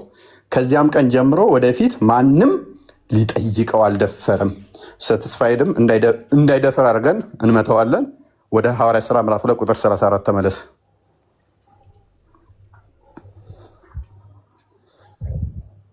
ኦኬ፣ ሐዋርያት ሥራ ምዕራፍ 2 ቁጥር 34 እንግዲህ የጠቀሰው ዳዊት እንቀጥላለን። ዳዊትም ወደ ሰማይ አልወጣም፣ ነገር ግን እርሱ ጌታዬን ጠላቶችን የእግር መረገጫ እስካደርግ ድረስ በቀኝ ተቀመጥ አለው። ስለዚህ ዳዊት ራሱ ጌታዬ ብሎ የጠራው ክርስቶስን ነው ማለት ነው። ባየነው መሰረት እንግዲህ ይህንን እናንተ በደንብ አስተውሉ። አሁን እስልምና በዋናነት ሲመታና ሲቀበር እንግዲህ እናንተ ይህንን በደንብ አስተውሉ። እንግዲህ ይህን እናንተ የሰቀላችሁትን ሰትስፋይድ ስዕለቱን አመነ። ዛሬ እናመሰግናለን። እንግዲህ ይህንን እናንተ የሰቀላችሁትን ኢየሱስን እግዚአብሔር ጌታም ክርስቶስም እንዳደረገው የእስራኤል ወገን ሁሉ በእርግጥ ይወቅ። እናመሰግናለን። ሰትስፋይ ክርስቶስ እንደተሰቀለ ስላመሰከርክልን። አልሰቀሉትም፣ አልገደሉትም። ምንድነው የሚለው? እግዚአብሔር ነው አልሰጠው። ችግር የለውም። ጌትነቱ ላይ ዲል እናደርጋለን። ችግር የለውም። እግዚአብሔር ራሱ አዳምጥ፣ እሱን ፈታልህ አለው። ምንድን ነው የሚለው ክፍሉ? ራሱ የጠቀሰው ከተባለው ኬታምተ ነው የምፈታው። ኬታምተ ነው የምፈታው። አዳምጥ። እንግዲህ ይህንን እናንተ ምን ያላችሁትን ምን ያሉትን እስቲ አንብብልኝ። አይታየኝም። አንብበው እስቲ ሰትስፋይድ። እንግዲህ እናንተ ሶሪ ምን ነበር የሚለው? እንግዲህ ብሎ ምንድን ነው የሚለው? ሰትስፋይድ አንብብልኛ አለ። አንብብልኛ። እናንተ ሰቀላችሁት ነው የሚለው። እንግዲህ ያው እናንተ ሰቀላችሁት። እናመሰግናለን። እግዚአብሔርን ጌታ ክርስቶስም እንዳደረገው ጌታ ያውጣላ። ክርስቶስ ነው ጌትነት ተሰጠው ለኢየሱስ ማለት ነው። እነሱ ምን ያሉትን ቆይ ሳይሆን የተጻፈው ክርስቶስ ያለው ማለት ነው። ጎበዝ። እነሱ የሰቀሉትን አይደለ? የሰቀሉት ማንን ነው? ጌትነት ተሰጥቶት ነው። እዚህ ጋር ተሰጥቶት ነው። ችግር የለውም። ተግባብተናል። አዎ ተሰጥቶት ነው። መልሶ ይወስድበታል። መልሶ ደግሞ ይወስድበታል። ማን የሰቀለውን እንደ መጽሐፍ ቅዱስ ማለት ነው። ማን የሰቀለውን ይላል? ማን የሰቀለው? እናንተ ነው የሚለው። እንደ መጽሐፍ እኮ ነው። እንደ መጽሐፋችሁ ነው እንጂ እንደኛ መጽሐፍ። እናመሰግናለን ወንድማችን። ስለዚህ ያመጣኸው ክፍል እስልምና አሁን አዳምጥ። እሺ አንድ አዳምጥ። ስለዚህ በደንብ አስተውሉ። በደንብ አምነህ ነው የምትወጣው። ቁጥር 37 አዳምጥ። በደንብ አስተውሉ ፕሊስ። ሚውት አድርጋ። እንግዲህ ይህንን እናንተ የሰቀላችሁትን፣ ስለዚህ ክርስቶስ ያ የተሰቀለውን አምላክ በባህሪው በደንብ አስተውሉ። አምላክ በባህሪው የሚሰቀል የሚዳሰስ የሚነካ አልነበረም። ነገር ግን ቃል ስጋን ሲዋሃድ የባሪያም መልክ ይዞ በስጋ ሲገለጥ የሚነካ የሚዳሰስ የሚመታ ሆኗል። እርሱ ረቂቅ አምላክ የነበረው በሁሉ የሞላው ቃል በስጋ ተገልጦ በአጭር ቁመት በጠባብ ደረት ሲወሰን የሚመታ የሚዳሰስ የሚታይ ሆኗል። ስለዚህ እርሱን መስቀል ችለዋል። ያን የሰቀሉትን ጌታም ክርስቶስም እንዳደረገው የእስራኤል ወገን ሁሉ በእርግጥ ይወቅ ሲል አስቀድሞ ትንቢተ ዳንኤል ምዕራፍ 7 ላይ ቁጥር 13 ላይ የሰው ልጅ የሚመስል ያው ክርስቲያኖች ሙሉ አውቁ እያለ እኮ ነው። አውቀናል፣ እኛም አውቀናል። የተሰጠው እንደሆነ ሁሉም የእስራኤል ሕዝብ እኮ አዳምጥ። እሺ እንዴ አዳምጥ። መሰቀሉ ኮንፌስ ስላደረግ የአብ ልጅ መሆኑን ኮንፌስ ስላደረግ እናመሰግናለን። በደንብ አስተውሉ። አንተው ላይ እንደውም ሩቅ ሳልሄድብህ ትንቢትን መጥቀስ አይጠበቅብኝ። አንደኛው ዮሐንስ ወንጌል ምዕራፍ 1 ላይ ቁጥር 11 ጀምሮ ወደ ገዛ ወገኖቹ መጣ፣ ለተቀበሉት የእግዚአብሔር ልጆች የሆኑ ዘንድ ስልጣን ሰጣቸው ይላል። ሰው ወደ ገዛ ወገኖቹ መጥቷል። ቃል በስጋ ተገለጠ። ቃል ስጋ ሆነ ጸጋና እውነትን ተሞልቶ በእኛ አደረ ይላል አይደለ? በደንብ አስተውሉ። ስጋ አስቀድሞ ቅድመ ተዋህዶ ጌታ አልነበረም፣ ፈራጅ አልነበረም። ነገር ግን ልክ ጊዜ ተዋህዶ ምን አገኘ? ጌታ ሆነ፣ ፈራጅ ሆነ። ልክ ሲዋሃድ ምንን ተቀበለ? ጌትነትን፣ ጌታ ሆነ ማለት ነው። ልክ ቃል ስጋ ሲሆን ጸጋና እውነትን ሲሞላ ተሰጥቶት ስልጣን ተሰጠው እንጂ አዳምጥ። እሱም የሰው ልጅ ስለሆነ ነው የተሰጠው። ምክንያቱም በስጋ የተገለጠው እርሱ ቃል ስጋ ሲሆን ቃል ምን ሆነ? ስጋ ምን ሆነ? የቃልን ገንዘብ አደረገ። ቃል በባህሪው አስቀድሞ ምንድን ነውና? አምላክ ገዢ ነውና። ስጋ አስቀድሞ ከተዋህዶ በፊት ጌታ አልነበረም። ስጋ ያ የተፈረደበት ስጋ ወይንም ደግሞ አዳም ላይ የተላለፈው ሞት የመጣበት ስጋ እሱን ሊያከብረው በስጋ የተገለጠው ክርስቶስ ልክ ሲዋሃድ ከበረ። ሶሪ የቃልን ገንዘብ አደረገ። የቃልን ገንዘብ ያዘ። ስለዚህ ምንድን ነው የሳቀው? ምንም እኮ የሚያስቅ ነገር አልተናገርንም። ጅል ነህ እንዴ? ስለዚህ ሁሉ ቦታ ለምን ትዞራለህ? ስለዚህ በደንብ አስተውሉ። ልክ በተዋህዶ ላይ ስለፊታት ማለት ነው። እኛ እኮ አዳምጥ ቆይ፣ መሰቀሉን ካመንክምልን በኋላ ጨርሰሃል እኮ። አሁን እኮ ዝም ብለህ እኔ አላምንም፣ አልተሰቀለም። እንደኔ መጽሐፍ አላምንም። እንደ ራስ መጽሐፍ ነው ያለው።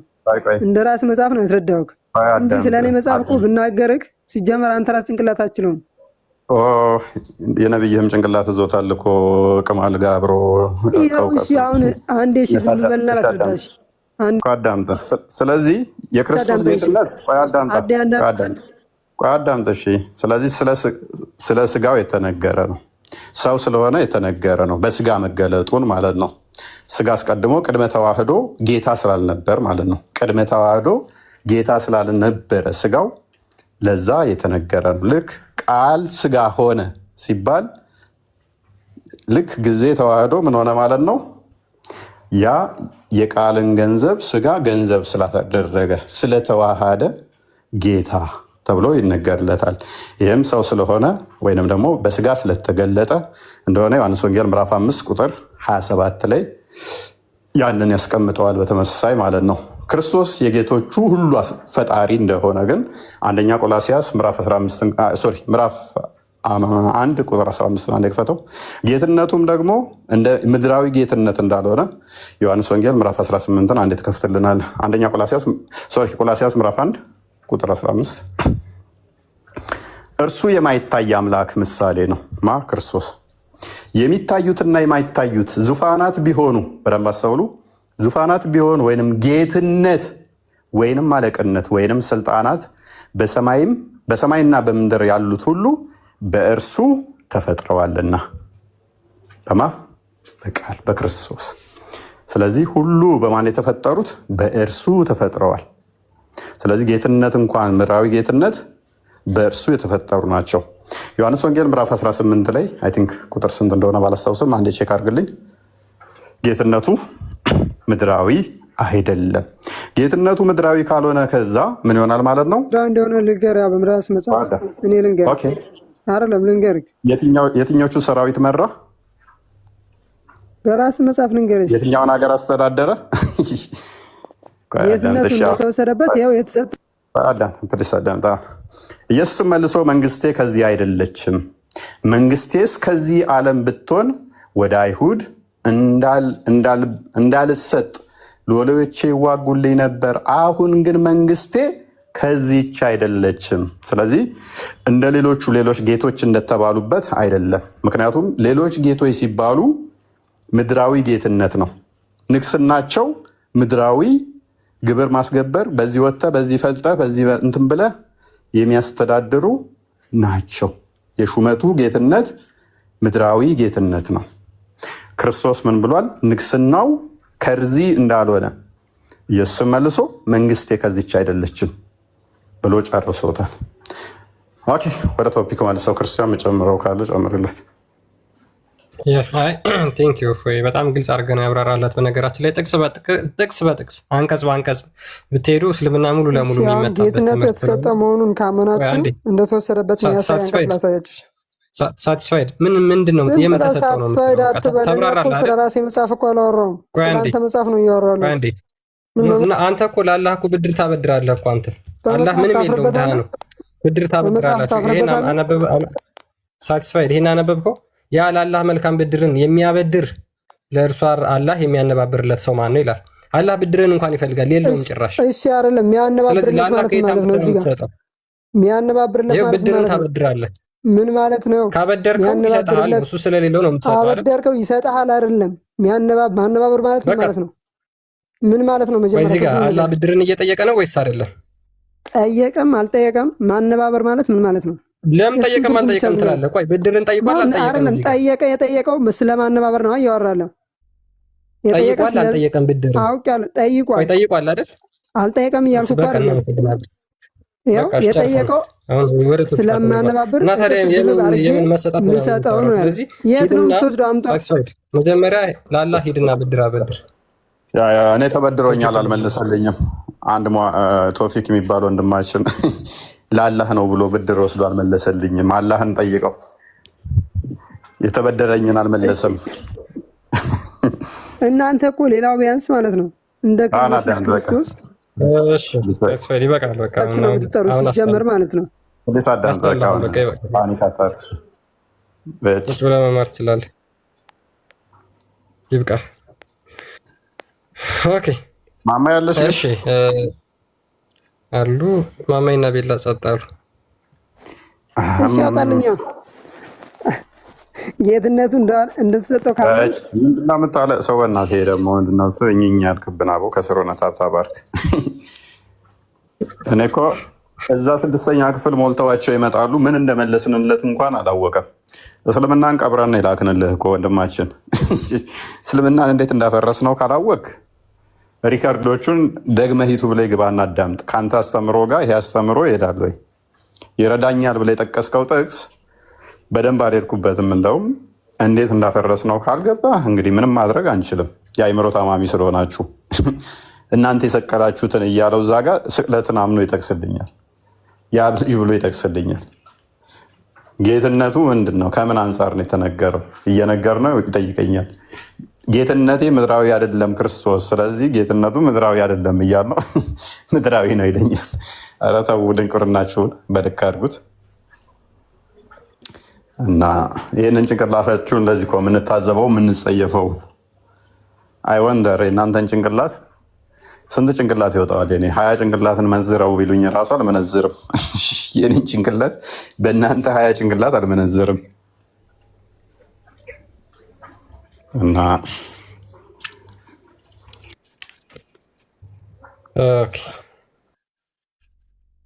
እኔ በጣም ነው የሚገርመኝ በነገራችን ላይ መጽሐፍ ቅዱስ እዛው ገና አንዱ ሀረግ ላይ ያችን አንዷን አንቀጽ ዘለው ሳይሄዱ በቃ እስልምና ሙሉ ለሙሉ ይመታበታል።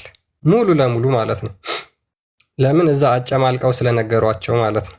ነግሬዋለሁ እኮ ደግሞ እኮ የፈለግከውን ጥቀስ እቀብርብሃለሁ እስልምና ብዬ ቁጥር 37ን ክፈተው። እንደውም ቆይ አንዴ ከፍና ዝቅ ብል በደንብ እኮ እቀብርበታለሁ ይበልጥ ማለት ነው። ያንን በማለታቸው እኮ ሰዎቹ ክርስትናን ተቀበሉ ጭራሽ። ይሄ እዚህ ስዱድ የጠየቀኝን አሁን ቁጥር 37 እንደዚህ ይላል። እሺ ይህንንም በሰሙ ጊዜ ልባቸው ተነካ። ሐዋርያቶች ይህንን ሲሰብኩላቸው ልባቸው ተነካ። በዛ የነበሩት ሐዋርያቶች ሲሰብኩላቸው በዛ ሰዓት የነበሩ ልባቸው ተነካ። ጴጥሮስና ሌሎችም ሐዋርያት ወንድሞች ሆይ ምን እናድርግ አሏቸው። ወንድማችን አይምሮውን ብትጠቀም አሁን ማድረግ ያለብህ ይህን ክፍል ካነበብኩ በኋላ ልብህ ሊነካ ይገባ ነበር። አጋንንት ባይጠናወት ኖሮ የአብ ልጅ እንደሆነ እንደተሰቀለ ሲነገራቸው ምን አሉ? ምን እናድርግ ብለው ጠየቁ። አየህ፣ በጊዜው የነበሩት እንደተሰቀለ አይክዱማ፣ ያውቃሉ። ምን እናድርግ ብለው ነው የጠየቁት። አንተም እንደዛ ነበር ማድረግ የነበረብህ። ከ600 ዓመት በኋላ የመጣ አንድ የአረብ የከሰረ እንትን አልሰቀሉትም አልገደሉትም ሲልህ አሜን ብለህ ትከተላለህ። አሁን ላይ በጊዜው የነበሩት ግን ልክ ሲሰበክላቸው ልባቸው ተነካ። ጴጥሮስና ሌሎችንም ሐዋርያት ወንድሞች ሆይ ምን እናድርግ አሏቸው። ጴጥሮስም ንስሐ ግቡ፣ ኃጢአታችሁ ይሰረይ ዘንድ እያንዳንዳችሁ በኢየሱስ ክርስቶስ ስም ተጠመቁ፣ የመንፈስ ቅዱስንም ስጦታ ትቀበላላችሁ። የተስፋ ቃል ለእናንተና ለልጆቻችሁ ጌታ አምላካችሁንም ወደ እርሱ ለሚጠራችሁ በሩቅ ላሉት ሁሉ ነውና አሏቸው። እንዴት ደስ የሚል ነው! እስልምና እንዴት እንደሚቀብራችሁ አያችኋል። አየህ፣ ይህን ክፍል ስጠቅሰው ከዛ በኋላ ካነበብከው በኋላ ዳዊት አስቀድሞ ጌታዬ ብሎ ያለው በአብ ቀኝ ይቀመጣል የተባለው እሱ ክርስቶስ እንደሆነ እነሱ የሰቀሉት እናንተ የሰቀላችሁት እኮ ነው ያላቸው። እናንተ የሰቀላችሁት እርሱ በአብ ቀኝ እንዳለ ሲነግራቸው ጌታ አስቀድሞ አባታችን ዳዊት የምትሉት ጌታ ጌታዬ ብሎ የጠራው እሱን እንደሆነ ሲነግራቸው ሲያስተምሯቸው ሲያስረዷቸው ኦኬ እኛ የሰቀልነውን እንደዚህ እንደማ ከሆነ ምን እናድርግ? በቃ ልባቸው ተነካ። መንፈስ ቅዱስ ልባቸውን ነካው። ንስሐ ገቡ። አንተ ከ2000 ዓመት በኋላ መጥተህ ትደናቆራለህ። በጊዜ ያሉት ግን የሰቀሉት የተሰበከላቸው በጊዜው ያሉት ንስሐ ገብተው ድነትን አግኝተውበታል። ስለዚህ ጌትነቱ እርሱ የባህሪ ነው። የባህሪ አምላክ ስለሆነ የባህሪ ጌታ ነው። ስለዚህ ተሰጠው ሲል ቃል አስቀድሞ ስጋ የነበረው አልነበረም። ቃል ልክ ስጋን ሲዋሃድ ስጋ የባህሪ ገዢ ሆኗል፣ ጌታ ሆኗል። ያንን ሪፈር ለማድረግ የተነገረ ነው። አስቀድሞ ስጋ ጌታ አልነበረምና ቅድመ ተዋህዶ ስጋ ገዢ ጌታ ተብሎ አይጠራለትምና፣ ስለዚህ ያንን ለማሳየት ነው። ቀጥል። ኦኬ ያ ቴንክ ዩ ፎይ። ሶ ሙስሊሞች እንግዲህ ሀሳብ ላይ ብታወሩ ጥሩ ነበረ፣ ነገር ግን በደንብ ተምህራችኋል።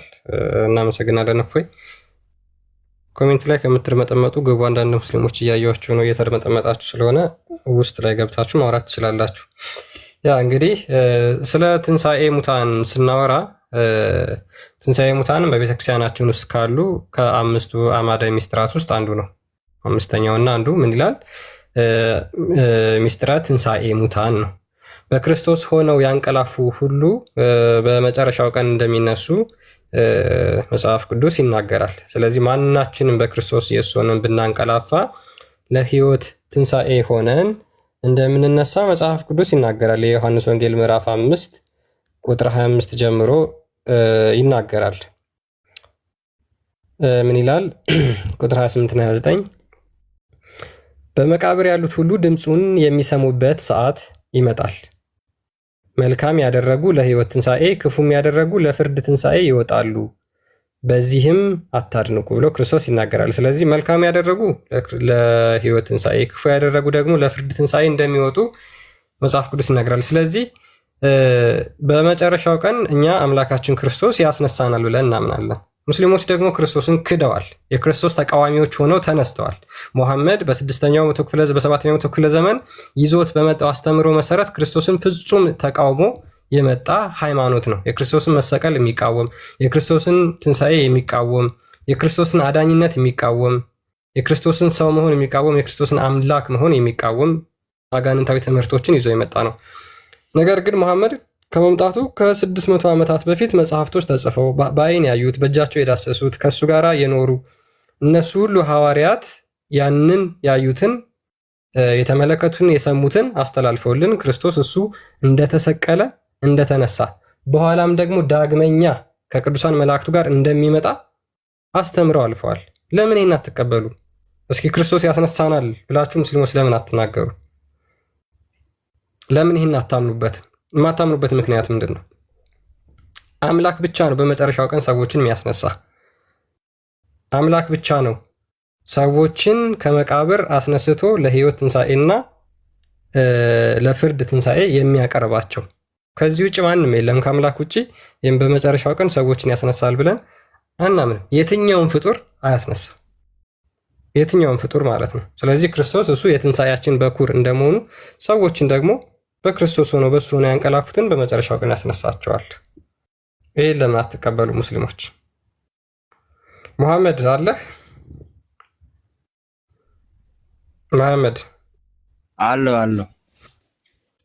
ኦኬ፣ ለምንድን ነው የማትቀበለው? ክርስቶስ ያስነሳል በመጨረሻው ቀን ብለህ።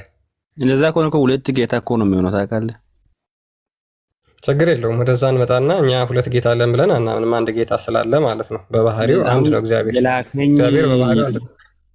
የላከኝም ያለ ነው ዘንድም ይፈርዳለሁ ያለው ሁለት እያደረገ እኮ ነው። ክርስቶስ የእግዚአብሔር ቃል ነው። እሱ የእግዚአብሔር ቃል ስጋ ሆነ ስለሚል ዮሐንስ ወንጌል ምዕራፍ 1 ቁጥር 14 ላይ ስለዚህ ሰው ስለሆነ የሰውን ልጅ ባህሪ ስለተዋሃደ ማለት ነው እሱ ላከኝ ብሎ ይናገራል ስለ ሰውነቱ ማለት ነው። ስለዚህ እኛ አምላክ ያለ ቃሉ አለ አምላክ ያለ ቃሉ አለን ብለን አናምንም። ያላህ ቃል ፍጡር ነው ወይስ ፈጣሪ አይደለም? ፍጡር ነው ወይስ ፍጡር አይደለም? መሐመድ አንተ ያ ቃል ማለት ነው ካፌ የሚወጣ ንግግር ነው። እንዴት ፍጡሩ ድምጽ የሆነ የሚወጣ ነገር ነው እንጂ እንዴት ፍጡሩ ነገር ነው። ፍጡር ነው። አዎ ፍጡር ነው ያላህ ቃል። ያው እስኪ ድገመው። ያላህ ቃል ፍጡር ነው ይሁን ያለው ይሆናል። ችግር የለም ድገመው። ያላህ ቃል ፍጡር ነው የፈጠረው። ፍጡር ነው በለኝ። እሺ ያላህ ቃል ፍጡር ነው በለኝ አንዴ። እኔ እንደሱ ቃል ያው ካፌ የሚወጣ ንግግር እንጂ ሌላ ነገር ምንም አይደለም። አዎ እኛ አሁን ቃል የምንለው ካፋችን የሚወጣ ንግግር ቃል ልንለው እንችላለን። እንደኛ የኛ ፍጡር ነው፣ ችግር የለውም። እሺ ያላህስ? እሱ እንደዚህ የተናገረ ነው እንደሚያደርገው በልቡ አስቦ ይፈጽማል። አሁን ሁን አለ ሆነ ብለህ ትናገር የለ አሁን ተናገርክ እኮ አይደል? ስለዚህ በቃሉ ነው አይደለ ሁን ያለው። ሰማይና ምድር ሁን ብሎ ነው የፈጠረው። ኦኬ እሱ ይሁን ብሎ የፈጠረበት ቃልስ ምንድነው? ፍጡር ነው ወይስ ፍጡር አይደለም? እሱን እንጃ። አየህ አንተ አታውቅም፣ እኛ ግን እናውቃለን። መጽሐፍ ቅዱስ በግልጽ ነግሮናል። ክርስቶስ የእግዚአብሔር ቃል ነው። ሰማይና ምድርን የፈጠረ ሰማያትና ምድርን ያጸና የእግዚአብሔር ቃል ነው፣ አካላዊ ቃሉ ነው። መዝሙረ ዳዊት መዝሙር 33 ቁጥር 5 ላይ በእግዚአብሔር ቃል ሰማዮች ጸኑ ብሏል። ስለዚህ የእግዚአብሔር ቃል ምንድነው? ከሱ ያልተለየ ባህሪው የሆነ መለኮታዊ ቃል ነው፣ አካላዊ ቃል ነው ብለን እናምናለን። አየህ እናንተ አታውቁትም፣ እናንተ አታውቁትም። እኛ ግን ቃል ማለት ንግግር እንደሆነ ነው የምናውቀው። በጣም ጥሩ እኮ እሱ ንግግሩ ፍጡር ነው ወይስ ፍጡር አይደለም? ፍጡርና ፍጡር ያለው መሆኑ አላወኩም። በቃ እኮ አታውቅም። አየህ ይሄንን ብታውቅ ቀጥታ አንተ ምንድን ነው የምትሆነው ማለት ነው? ክርስቲያን ነው የምትሆነው። ቀጥታ እሱን ብታውቅ እሱን ብትረዳ። ክርስቲያን ነበርኩኝ እኮ ያው አዲስ ስለሆንኩ ነው ያላወኩም። ኦኬ በጣም ጥሩ በጣም ጥሩ። ክርስቲያን ነበርክ? አዎ ክርስቲያን ነበርኩኝ፣ አዲስ ስለሆንኩ ነው ያላወኩም። ምን ክርስቲያን ነበርክ? ኦርቶዶክስ ነበርኩኝ። ኦርቶዶክስ ነበር። እሺ አምስቱ አዕማደ ምስጢራት ምንድን ናቸው? እቺ ሁሌ ቲክቶክ ላይ እንኳን ባላቅ እንኳን ልጆች ቀጥል። አምስቱ አዕማደ ምስጢራት ምንድን ናቸው? ክርስቲያን ነኝ ኦርቶዶክስ ነበርኩ ብለህ ስለተናገርክ አምስቱ አዕማደ ምስጢራት ምንድን ናቸው? ሌላ ጥያቄ ከባድ ያለ ካለ ይበል። ችግር የለውም። ቀላል ስለሆነ መልሰው፣ እሱን ችግር የለውም። እኔ ቀላል ለአንተ ቀለል እንዲልህ ነው የጠየኩህ። አምስቱ አዕማደ ምስጢራት ምንድን ናቸው? ህፃን ልጅ ጠይቅ። ሁልጊዜ መዋረድ የማይሰለቻችሁ ፍጡሮች ናቸው ሙስሊሞች ማለት። ቀጥል፣ ይሄንን መልስ። አይደለም ሂድና ህፃን ልጅ ጠይቅ እሱን ጥያቄ። አምስቱ አዕማደ ምስጢራት ምንድን ናቸው? ተናገር። ህፃን ልጅ ጠይቅ አልኩህ እኮ። ምንድን ናቸው አምስቱ አዕማደ ምስጢራት? ተናገር፣ ምንድን ናቸው? አንተ ኦርቶዶክስ ነኝ ብለህ ነው አይደል? ተምረህ ነው አይደል የወጣኸው? በደንብ ተረድተህ ነው የወጣኸው አይደል? አንተ አምስት ማይችም ቁርባን ጥምቀት ምን ብዬ መናገር ነው አይከብደኝም። ሌላ ጥያቄ ጠይቅ። ቀጥል፣ ችግር የለውም ተናገር። እንደዚህ መዋረድ አይሰለችም። ሁለተኛ ጥያቄ። እሺ አታውቀውም። ሰባቱ ምስጢራተ ቤተክርስቲያን ምንድን ናቸው? ሌላ ጥያቄ ጠይቀኝ ብያለሁ እኮ ከነሱ ውጪ ሌላ ጥያቄ። ምን ችግር አለው? መሐመድ ሌላ ከማለት ሚስጥረ ቀንዲልን እስቲ ያብራራለን። ምን ማለት ነው ሚስጥረ ቀንዲል? አላቅም።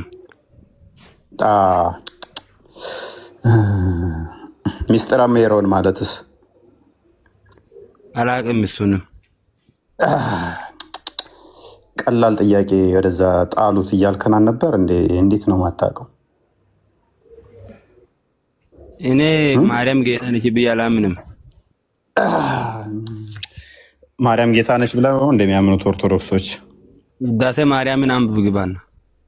ማርያም ጌታ ነች ብለው የሚያምኑት ውዳሴ ማርያምን አንብባ ግባና ብለው ነው የሚያምኑት። አንተ እኮ ቆይ ምን ብለው ነው ማርያም ጌታ ነች? ቆይ ውዳሴ ማርያም ላይ ማርያም ጌታ ነች ይላል። አዎ የሰማይም የምድርም ቤዛ ነች ይላል። ዚስ ዱድ ጌታ ለወንድ ነው የሚሰጠው። ወንድማችን ቤዛ ነች ይላል። ቤዛ እሷ ነች እንዴ? ጌታ ብለህ ነበር ቅድም። ጌታ ብለህ ነበር። ቤዛ ማለት ምን ማለት ነው? እሺ ቀጥል፣ ችግር የለውም። ቤዛ ማለት ምን ማለት ነው? እኔን ትጠይቀኛለህ እንደመልሰህ። ቤዛ ማለት ምን ማለት ነው? እኔ ለአንተ ቤዛህ እንደሆንኩ አሳይሃለሁ። አሁን አይ ቲንክ ሳይ ሙስሊም 21:37 አይ ቲንክ ቼክ አድርግልኝ ክርስቲያን።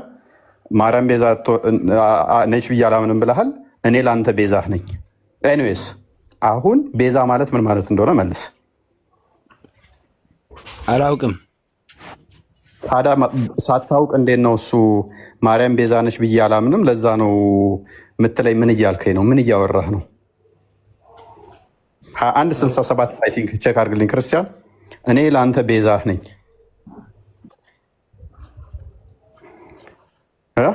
እኔ ቤዛህ እንደሆን ነው ሙስሊም የሆንከው።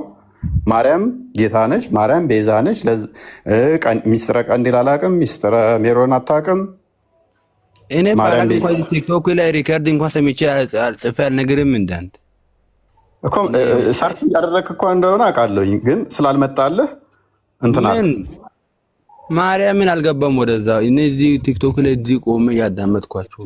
ኦኬ፣ ስለዚህ አሁን ቤዛህ ነኝ አይደል? አንተ አይደለክም። ምን ስለሆንኩ ነው ቤዛ የመጣው? ኦኬ፣ አውሸው ይው አንዴ ክፈትልን ክርስቲያን። ኦኬ፣ እሺ። ኦርቶዶክስ ከነበረ የደብር ስግደቱን ጠይቁት። ስንት ነበር የደብር ላይ የምትሰግደው? የደብር ስግደት ስንት ነው? 40 ስግደት እግዚኦ ማርነ ክርስቶስ በእንተ ማርያም ማርነ ክርስቶስ ከሪያ ላይ ሰው ምናምን 40 ስግደት 40 ስግደት። አይ እንደዚህ ይላል። the messenger of Allah said on the day of resurrection Allah will deliver to every Muslim a Jew or a Christian and say this is ransom. Look, this is your ransom from hellfire.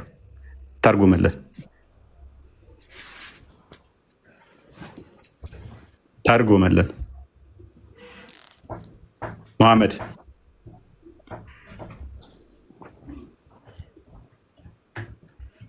በቂያማ ቀን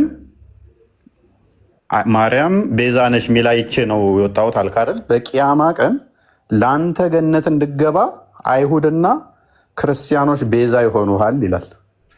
ስለዚህ ይህንኛው ተሽሎህ ነው። አንደኛ ክርስቲያን እንዳልሆን ካረጋግጠናል። ሁለተኛ እኔ ለአንተ ራስህ ቤዛህ ነኝ። ምን ይላል?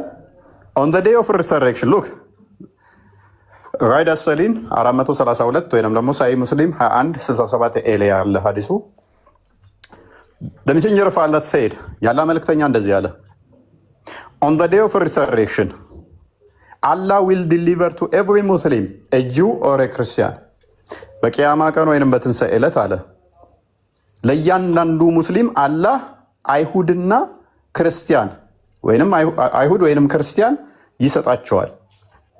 ከዛም እነስተይ እንደዚህ ይላቸዋል this is your ransom from hellfire ይህ ከገሃነም እሳት መዳኛችሁ ወይንም ቤዛችሁ ነው ይላቸዋል። ራንሰማችሁ ቤዛችሁ ማን ነው ይላቸዋል? አይሁድና ክርስቲያን ነው። ስለዚህ አንተ ገነት እንድገባ ቤዛህ መሆንህ እኔ ነኝ ራሱ። ቤዛ ማለት ምንድን ነው ሲባል ደግሞ አያውቅም። ዝም ብሎ የቃረማት እንትን አለች። ባይዘ ልጅ ረጅም ጊዜ እንግዲህ እኛ ቤት ይገባል። ብዙ ጊዜ አይቼዋለሁኝ። አዲስ አይደለህም። ብዙ ጊዜ ላይ ከስርም አይሃለሁ። ዝም ብሎ ቲክቶክ ላይ የቃረማት አለች። ፕሮቴስታንቶቹ ጋር ሲወያዩ ቤዛ ምትልን ቃል ሰምቷል። ማርያም ቤዛ ምንሽ ሚል ይችላል። ኤኒዌይስ እኔ ጨርሻለሁ። ለማንኛውም አንተ ገነት እንድገባ አይሁድና ክርስቲያኖች ቤዛ እንሆነሃለን። ገና ብዙ አትደናነቅ። ቤዛ ትርጉም እንኳን መጥቼ አላውቅም። ያው ከስንት ቆይታ በኋላ ነው ዛሬ መጥቼ አላውቅም። እዚህ ቤት የሆነ ሰዓት ትመጣ ነበር። እዚህ ሲጀመር አይ አላየኝም፣ አልመጣሁም። አዲስ ነህ? አዎ አዲስ ነኝ። በዚህ ነው የተዋረድከው። በየቀኑ እኛ ቤት መጥተው እንዳንተ ሊፎግሩን ይሞክሩና ሂምሌት ተደርገው ተዋርደው ራቁታቸውን ምንድን ነው የሚያዋረዳቸው? አሁን እንደተዋረድከው አንተ ማለት ነው። እችን ክፍል ተርጉማት እስኪ አሁኗል። እኔ ይህን አላየውም ነበረማ፣ አላየሁትም። ኦኬ አሁን ስታያት ተስማማቻል፣ ተመቸች። ቤዛ ሚል አስከፍቶ ከክርስትና ወጣዋልክ። ቤዛ እስልምና ውስጥ እኔ እንደሆንኩ ስታውቀው ምን ተሰማ? ደስ አላለህም? ኧረ አንተ አይደለህም። ያው አንብበዋ። አነበብኩ እኮ በቃ። አሁን ድጋሚ ሌላ ካለት ነበር። እንግዲህ እኔ ክርስቲያን ስለሆንኩኝ ለአንተ ቤዛ በሆን ይከፋል ነው ወይንስ ከስር ማማዬና ቤላን ነው የምመርጠው ቤዛ እንዲሆኑ? ኃጢአትህን እነሱ ተሸክመው አንተ ገነት እንድገባ ወይንም እነሱ ቤዛዎች እነሱ ይሆኑ? እሱ እኮ ያንተ አፈታት ነው። አንተ ራስህ ፍታው፣ አንብብና ያንተ አትራቀቀም ነው እንጂ ያንተ ነቃል ተርጉማ። አንተ ራስህ ተርጉመለት፣ ክርስቲያንም ተርጉም አንተ ራስህ።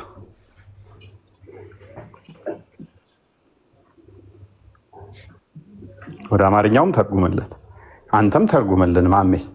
በጉጉት እንደውም ይሄ ሁሉ ሰው ወደ 2000 ሰው በጉጉት እየጠበቀህ ነው።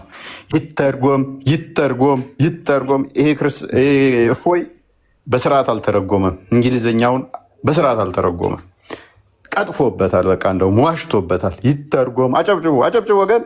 ይተርጎም እንትና ሊተረጎመልን ነው። መሐመድ ተርጎመልን። እሺ አማርኛው መጣለት፣ ተተረጎመ። አንብበው ውስጥ አንተ ራስህ አይከን አንሳና ራሱ ያንብበው። ማይከን አንሳው ማሜ፣ ተርጉመል አንብበልን። አንብባ መሐመድ ይነበብ። እንግዲህ በመሐመድ ካፈርክ እሺ እናመሰግናለን። ማንን እንበልህ ታዲያ? መሐመድ ሳላ ነው እዚህ ጋር ያለው። እኔ እንግዲህ የጻፍከው ስምህ መሐመድ ብለህ ነው የመጣኸው። ኤንዌስ አንብብ አንብብ። ለምተኛው እንዲህ ብሏል። በትንሣኤ ቀን ትንሽ ድምፅህን ከፍ አድርግ፣ አይሰማም። ለራሴ እስካነበብኩ ድረስ እናንተ ምን ያደርግላችኋል? ከስር ያሉትም ወገኖች ሙስሊሞች እንዲማሩበት፣ በዛውም የአነባበብ ችሎታህን ሰዎች እንዲማረኩበት። ምን አለ እኔም እንደዚህ ተምሬ እንደሱ መሀይም በሆንኩ ብለው እንዲቀኑ አንብብና እስኪ ያስረዳቸው።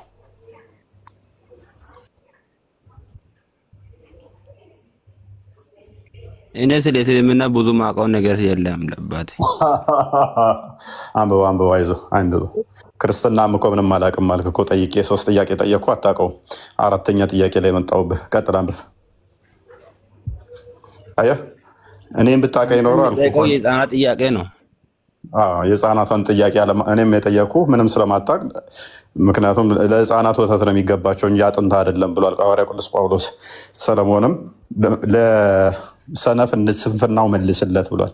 ስለዚህ ለሰነፎችና ለህፃናት እንደ ህፃን ነው የምናደርገው። አንተ ገና ሰነፍ ስላልኩ ደግሞ አልቀበልም ያንተን ጥያቄ። አንብበው እስኪ ጎበዙ። ማንበብም እንደማችል እኮ ማለት እስኪ አነባበብ እንትን እስኪ እንዳንተ መሀይም መሆን ይቻላል? አነባበብ እንየው እስኪ። ማንበብ ትችላለህ? ወይድ አልችልም፣ ማንበብ አልችልም።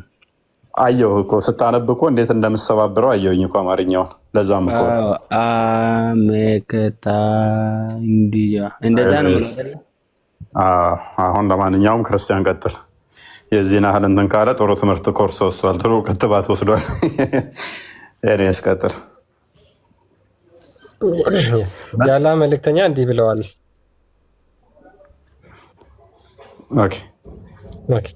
በትንሣኤ ቀን አላህ ለእያንዳንዱ ሙስሊም አንድን አይሁዳዊ ወይም ክርስቲያን ይሰጠውና ይህ ከገሃነም እሳት የአንተ ቤዛ ነው ይለዋል። መሐመድ እንግዲህ ክርስቲያኖችና አይሁዶች የአንተ ቤዛዎች ናቸው። ኃጢአታቸው ደግሞ እንደ ተራራ የከበደ ነው። እናመሰግናለን። ባይዘ አንድ ቪዲዮ ቀን ልኬልህ ነበር ዛሬ። በሐሰት ክርስቲያን ነኝ መስላ እንድትቀመጥ ያደርጓታል። አይተዋል? እሱም ቪዲዮ ተልከው እንትን የኛ ልጆች ፖስታው ታይቼ ገስታቸው ላይ ትቀመጣለች። ክርስቲያን ነው የምትመስለው፣ እንደ ክርስቲያን ሆና ማለት ነው። አይተዋል? ልኬልህ ነበር። አይ ቲንክ ፍርጂ የሚል አካውንት የለቀቀችው ነው። አሳያቸው አንዴ። ሁሌ ቅሌትና ውርደት ባህላቸውና መገለጫቸው ከሆነ ሰነባብቷል። እንግዲህ ምንም ማድረግ አንችልም።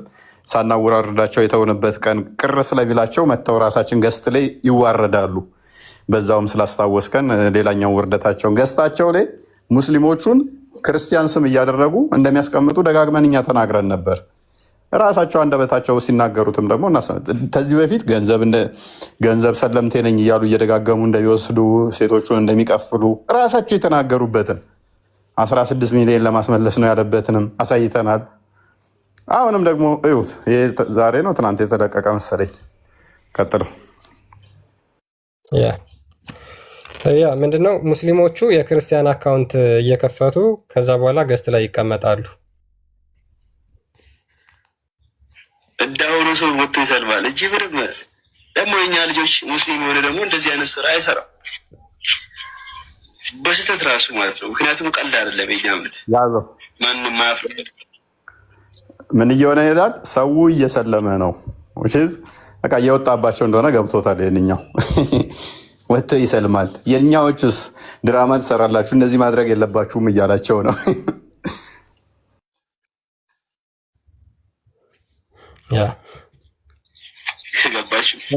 ተቃራኒ ነው መልሰው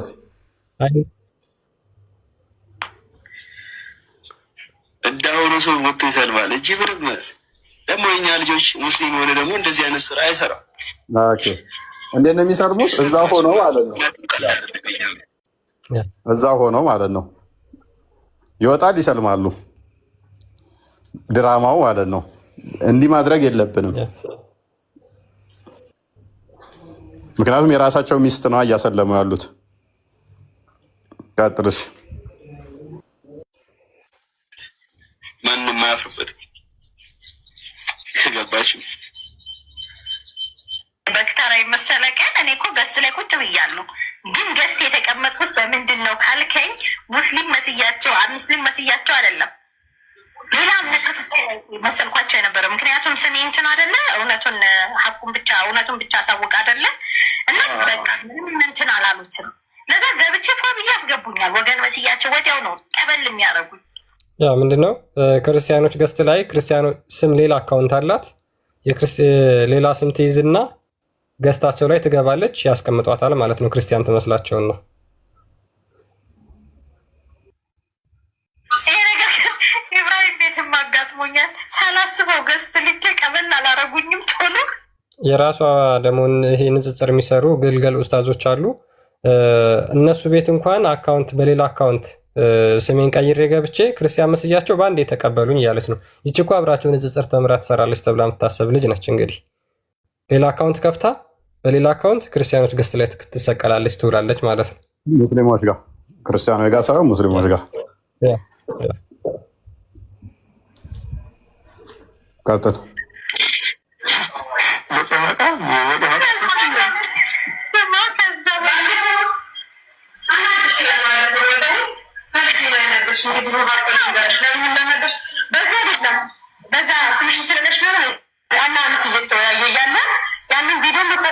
ሌላ ቪዲዮ ከፍታ ክርስቲያን ሌላ ገብታ ስትወያይ ስለተረባበሹ ነው።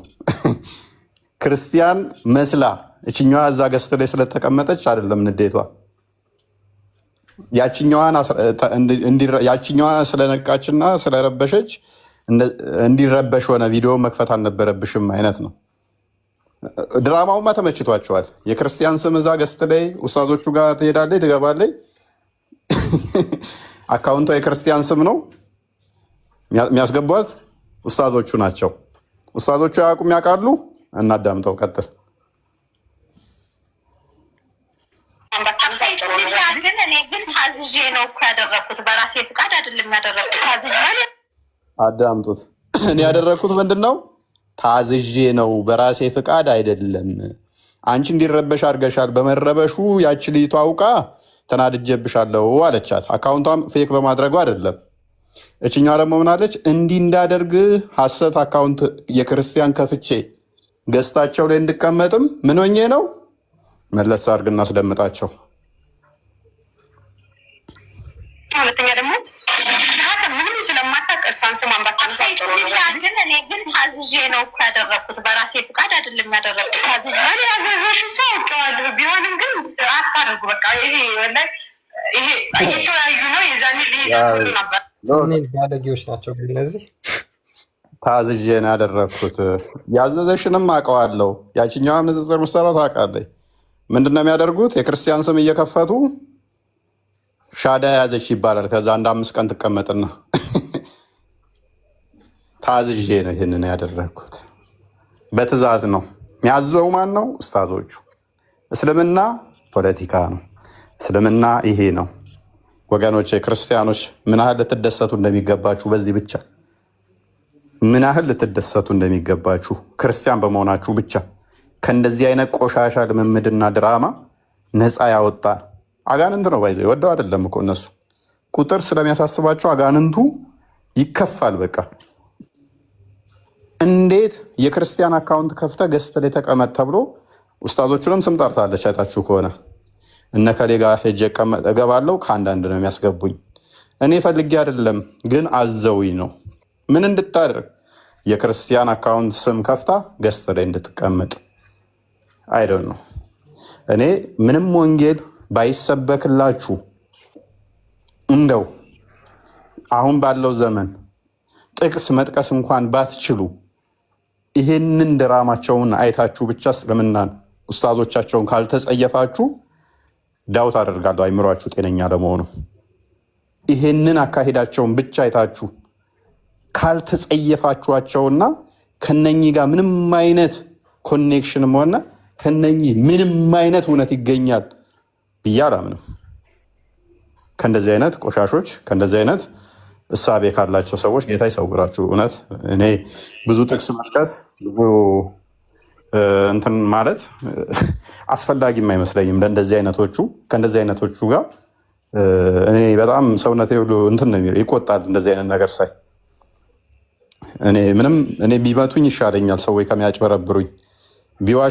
ቢዋሹኝ በጣም ነው የምናደደው በጣም እና እኔ በባህሪ ውሸታም ስለምጠላም ይመስለኛል ልናደድ ልሳደብ እችል ይሆናል እንጂ ውሸታም በጣም ቢመታኝ አናቴን ቢለኝ ይሻለኛል ከሚዋሸኝ፣ ከሚያጭበረብረኝ፣ ከሚያታልለኝ ይዋሊደር እንጂ ማንሽም ሁኝ ማንህሙን ካጭበረበረኝ፣ ከዋሸኝ፣ ካታልለኝ ለምን የዛሬ ዓመት አይሆንም ከደረስኩበት እጣለዋለሁ። ከዋሼ ካጭበረበረኝ እናገረዋለሁኝ። እንዲህ በቀልድ ማልፈው አይደለም እና አይዶን ነው እኔ ባህሪ ተጽዕኖ አድርጎብኝም ሊሆን ይችላል። ሰዎች ሲዋሹ ሳይ በጣም ነው በሳቸው በጣም ነው የሚቀፈኝ። አንዴ ልዋሸኝ ትችላለህ ባለማወቅ ሜቢ ምናልባት ሁለቴ ልዋሸኝ ትችላለህ። ሶስተኛ ከዋሸኝ ግን ሶስተኛ ካታለልከኝ ግን ስቲል አሁንም አንተን መከተል ከሆነ እመነኝ ለሰዎች አንተን እያጋለጥኩ ይሆናል እንጂ አንተን አምኜህ አይደለም። አንተን ለሰዎች መማሪያ ላደርግህ ነው። እና እንደዚህ አይነት ቆሻሾችን መምህር ብላችሁ የምትከተሉ እንደዚህ አይነት ጉድፎችን እንደ ኡስታዞችን መቆጥሩ ካላችሁ እህት ሙስሊሞች፣ ወንድም ሙስሊሞች ቆም ብላችሁ አስቡ። ሃይማኖት በድራማ የሚቆም ከሆነ ቀጥሉበት። እኛ ግን እውነትን እናነግሳለን፣ እውነትን እናገራለን፣ እውነትን እናስተምራለን። እውነት ሁሌም አርነት ያወጣል። እውነት ደግሞ ክርስቶስ ነው። ወደ እውነት ነው። ያ እንግዲህ ምንድነው መሰረታቸው እሱ ስለሆነ ነው። አክቹዋሊ የእስልምና መሰረቱ ውሸት፣ ፖለቲካ፣ ሐሰት፣ ድራማ፣ ፕሮፓጋንዳ ነው። የራሳቸውን ሙስሊሞች ገስት ላይ እያስገቡ እህት ወንድሞቻቸውን ክርስቲያን ሆነች በማለት ሻሃዳ ያስይዛሉ። እኛ በጣም ብዙ ጊዜ ደጋግመን በቃ በየቀኑ እንይዛቸዋለን፣ በየቀኑ እንናገራለን። እንደዚህ ደግሞ በራሳቸው ሲዋረዱ ይታያሉ ማለት ነው። ክርስቲያኖች ናቸው እያሉ ሙስሊሞችን አንገታቸው ላይ ማህተም እያስደረጉ ያስበጥሳሉ። እስከዚህ ድረስ ነው የሚሄዱት። በነገራችን ላይ ነጠላ እያስለበሱ ነጠላቸውን ያስወልቃሉ። ምን ናቸው እያሉ ክርስቲያኖች ናቸው። ማሻላህ እኛ እኮ እየበዛን ነው። በነገራችን ላይ የቁጥር ችግር ካለባችሁ የበታችነት ስሜት የኢንፌሪዮሪቲ ኮምፕሌክስ የሚባለው አለ አይደለ? የበታችነት ስሜት የሚያጠቃችሁ ከሆነ ልክ እንደ ሙስሊሞች የድራማ አካል ድራማ ውስጥ ትገባላችሁ ማለት ነው። ስለዚህ ሰው ያለውን እንደው እውነት በቃ አነሰን በዛም እኮ ሰው እውነት ብሎ የያዘውን ነገር ለሰዎች ካደረሰ ሰው ከዛ በኋላ ያን ነገር መቀበልም አለመቀበል መብቱ ነው አይደለ? ሙስሊሞች ግን መሰረታቸው ሁሉ ውሸት ነው። ዶግማቸው ውሸት ነው። አንድ ቀን ካልዋሹ፣ አንድ ቀን በስህተት ካልዋሹ፣ በስህተት ፖለቲካ ካልሰሩ፣ በስህተት ድራማ ሳይሰሩ ካደሩ በነጋታው የሉ እንደ ጉም ነው ብትን ብለው የሚጣፉት ማለት ነው። ስለዚህ ሙስሊሞች ከዚህ ተረት ከዚህ ውሸት ከዚህ ፕሮፓጋንዳ ልትወጡ የምትችሉት ክርስቶስን ስታገኙ ብቻ ነው ማለት ነው። አለበለዚያ እስልምና ውስጥ እዛው እያላችሁ ካለዚህ መኖር አትችሉ። ደም ስራችሁ ውስጥ ተዋህዷችኋል። በቃ ይህ ውሸትና ድራማ ማለት ነው። ከደም ስራችሁ ጋር ተዋህዷል። ትላልቆች ኡስታዞቻቸውን ብታዩ በቴሌቪዥን ጣቢያ ላይ ሳይቀር የሚተላለፉ ፕሮግራሞችን ብትመለከቱ ብታዩቸው እያንዳንዱ ውሸትና ድራማ ነው። ያለዚያ መቆም ስለማይችሉ ማለት ነው። ኤኒዌይስ እግዚአብሔር አምላክ ይርዳችሁ። ውሸት የአጋንንት ነው ብለን እኛ እናምናለን። እንደ እስልምና ደግሞ አጋንንቶች የሙስሊሞች ወንድሞች ናቸው። ለዛ ነው ውሸትን ሃይማኖት አድርገው የያዙት ማለት ነው። ውሸት የአጋንንት ነው፣ የሰይጣን ነው። እሱ ከመጀመሪያው ሐሰተኛ፣ ውሸታም፣ አጭበርባሪ ነበር። ሰይጣን። ሰይጣን ደግሞ የሙስሊሞች ወንድም ነው በሚገርም ሁኔታ ማለት ነው። ስለዚህ አጋንንት ወንድሜ ሰይጣንን ከእንደዚህ አይነት አካላት ጋር ከአጋንንት ጋር ህብረት እስካላችሁ ድረስ መቼም ቢሆን ይሄ ውሸት አይለቃችሁም ማለት ነው። አስተምሮቱ የአጋንንት ከሆነ ውሸትን ይዘህ ትቀጥላለህ። ኤኒዌይስ ቤላ ቃልና ቢኒ እንኳን ደህና መጣችሁ እያሉ ቢኒ እንኳን ደህና መጣ። ሰላም ላንተ ይሁን። አይ ቲንክ ሰዓትም ሄደ መሰለኝ። ይብቃ ነው ያን ጨረስክ። እኔ ከጨረሳችሁ መልእክት አለኝ ማለት ነው። ሰላማችሁ በክርስቶስ ይብዛ። ክርስቲያን እኮ ሁላችሁ እንኳን አደረሳችሁ በዕለቱና በወር ታስበው ለሚውሉ የቅዱሳን በዓላቶች በጣም ነው የእናንተ እህት በመሆኔ ወንድሞች በመሆናችሁ በዚህ ዘመን እኔ በጣም ነው በእናንተ ምኮራው ማለት ነው። እግዚአብሔር በሚያውቀው ጸጋውን ያብዛላችሁ፣ ረጅም እድሜ ይስጣችሁ። እግዚአብሔር አምላክ ባላችሁበት ይጠብቃችሁ፣ ጠባቂ መላእክትን ይዘዝላችሁ። ያው እኔ መልእክት አለኝ ማለት ነው። ያበጠ ይፈንዳ ብዬ ነው ዛሬ እየገባሁት ማለት ነው። ከትላንት ወዲያ በቃል ላይ ማለት ነው ኡስታዙና ልጅቷ በሰሩት በነገራችን ላይ ሳውዲ ውስጥ ማተብ አስሮ ማጭበርበር በጣም ቀላል ነገር ነው ማለት ነው። ማተብ ብቻ አይደለም አህዛቦች ማለት ነው የጸሎት ቤት ሰርተው አንደኛ ነገር የሚጠቀሙበት አንደኛ ነገር ራሳቸው ሙስሊሞች ጸሎት ቤት ሰርተው የኛ ልጆች ወጥመድ ውስጥ ለማስገባት፣ ሁለተኛ ነገር ደግሞ ልክ ትላንትና እንዳደረገችው ራሳቸው አካውንት ክርስቲያን ነኝ ብለው እንደዛ መምጣት ማለት ነው። በሁለት መንገድ ነው የሚጠቀሙት ማለት ነው። ስለዚህ የኛ ልጆች መንቃት አለባቸው ማለት ነው። ቦታውን መናገር እችላለሁ። በተለይ ሪያድ ውስጥ ማለት ነው። እዛ ሪያድ ውስጥ ጸሎት ቤት ሰርተው መጀመሪያ ልክ ቤት ውስጥ ስገባ የመድኃኔዓለም ስዕል አድኖ ነው ያለው። ከዛን ደግሞ በትልቁ ጸሎት ቤት ሰርተዋል ማለት ነው። እና ስትኖር ማለት ነው የቤት ኪራይ አንድ ቦታ ነው ይዘህ የምትኖረው ማለት ነው። ያው እኔ ባልኖርም ማለት ነው በዚህ ሁኔታ። ስለዚህ ምንድን ነው የሚያደርጉት? ክርስቲያን ነው የሚያጠምዱት ማለት ነው። እንዳልኩ አህዛቦች ራሳቸው 5 ወር 6 ወር ማህተብ አስረው ቁጭ ይላሉ ማለት ነው። ከዛን ክርስቲያን እህቶቻችን ደግሞ ወንዶቹ ያጠምዷቸዋል ማለት ነው። 2 ዓመት 3 ዓመት አህዛብ መሆኑን ሳይናገር የሚኖሩ ልጆች አሉ። እስቲል አስረግዘዋቸው እራሱ እኔ ከዛ ልጆች ልኬ ያው ልጆቹን ማለት ነው ልጆች ልኬ ያስወጣዋቸው ልጆች አሉ ማለት ነው። ከዛ ከሪያድ ማለት ነው። ስለዚህ አህዛብ መሆናቸውን ሳይናገሩ እዚህ ድረስ እንኳን ሄደዋል ማለት ነው። ስለዚህ የእኛ ልጆች መንቃት አለባቸው። የእነሱ ኡስታዞች ጸሎት ቤት እየሰሩ የእኛ ልጆች እያጠመዱ በጣም ብዙ ልጆች የሰለሙ አሉ። ይሄ ደግሞ ክርስትና አንድም ነገር ስለ ክርስትና አያውቁም። አንድ ነገር ማለት ነው ስላሰቡት ማህተብ እንኳን ቢጠየቁ አያውቁም ማለት ነው። ስለዚህ የማህተቡ ብቻ እንዳይገርመን ጥንቃቄ እንድናደርግ ነው ማለት ነው፣ ለእህቶቼ ማለት ነው። እነሱ ጸሎት ቤት ሰርተው የእኛ ልጆች በጣም ነው የሚያጠምዱት ማለት ነው። እንዳልኳቸው በጣም ብዙ ልጆች በጣም ብዙ ህይወታቸው የተበላሸ ልጆች አሉ ማለት ነው። ያው ስለ ራሴ መናገር አያስፈልግም። የማደርገው ሁሉም ነገር ለነፍሴ ስለሆነ ማለት ነው። ቴሌግራም ላይ 11 ዓመት 12 ዓመት መልእክታችሁ ደርሷችኋል፣ ሰምታችኋል። እንደዛ ነገር ነው። ብዙም አስፈላጊ አይደለም። ጥንቃቄ ማድረግ የራሳችሁ ጉዳይ ነው። ቤተክርስቲያን መሄድ የራሳችሁ ጉዳይ ነው። ዛሲት ሶሪ ብዙም እንትን ስለማስፈልግ እና ስለዚህ አንድ ፕሮፓጋንዳ መሆኑ ክርስቲያን ቪዲዮ ልኬልሃለሁ። የምታውቁት ኡስታዝ ነው። ምን ላይ እንዳለ አሁን ላይ ሰው ከእጃቸው እየወጣ እንደሆነ እየከፈረባቸው እንደሆነ ቃል በቃል ይናገራሉ ትልልቆቹ ማለት ነው።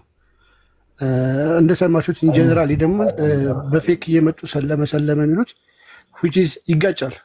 አንድ ሊሆን አይችልም። ሰለሙ መጡ ኦኬርስ ምን አገባን እኛ፣ አይመለከተንም። በቃ ራሳችሁን ጠብቁ፣ ትምህርታችሁን ተማሩ። ይቅርታ መስለሙ ብቻ ሳይሆን ምን መሰለህ አሁን በእኛ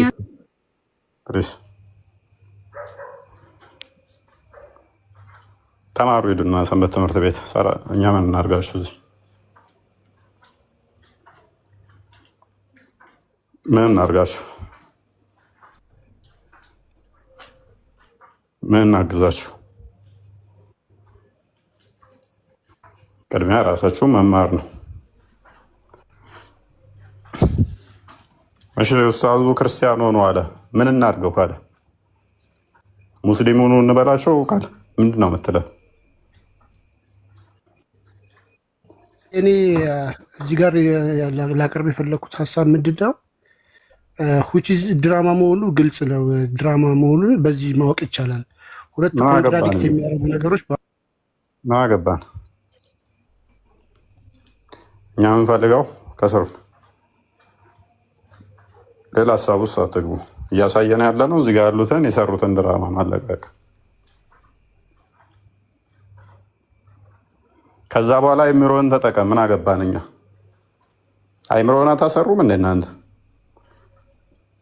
ሳናቀርተን አይደለም። ሳውዲ ላይ ምን ይሰራል? መጽሐፍ ይታደላሉ፣ እንትን ይባላሉ። ሳናው ቀርተን አይደለም። አይምሮን ተጠቅመ ይህን የማታደርግ ከሆነ ምን እናድርግ ካለ ምን እናድርጋቸው? ሰው ከፈረብን አሉ። እሺ ኡስታዞቹ ሰዋት ሰው ከፈረባቸው ስላሉ ምን እናድርግ?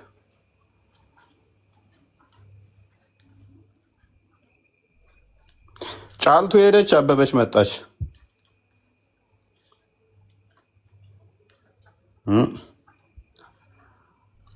ሀሊማ ክርስቲያን ሆነች፣ ቦንቱ ደግሞ ሙስሊም ሆነች። እሱ አይደለም የኛ ፖይንት። ኡስታዞቹ ምን እያደረጉ ነው? ድራማ እየሰሩ ነው የሚለውን ብቻ ማሳየት ነው የምንፈልገው። ስለዚህ ያንን ካሳየን በቂ ነው። ከዛ ውጭ ፈልገ ለምቀይረው መፍትህ ነው። ፈልገ ለምታደርገው መፍትህ ነው።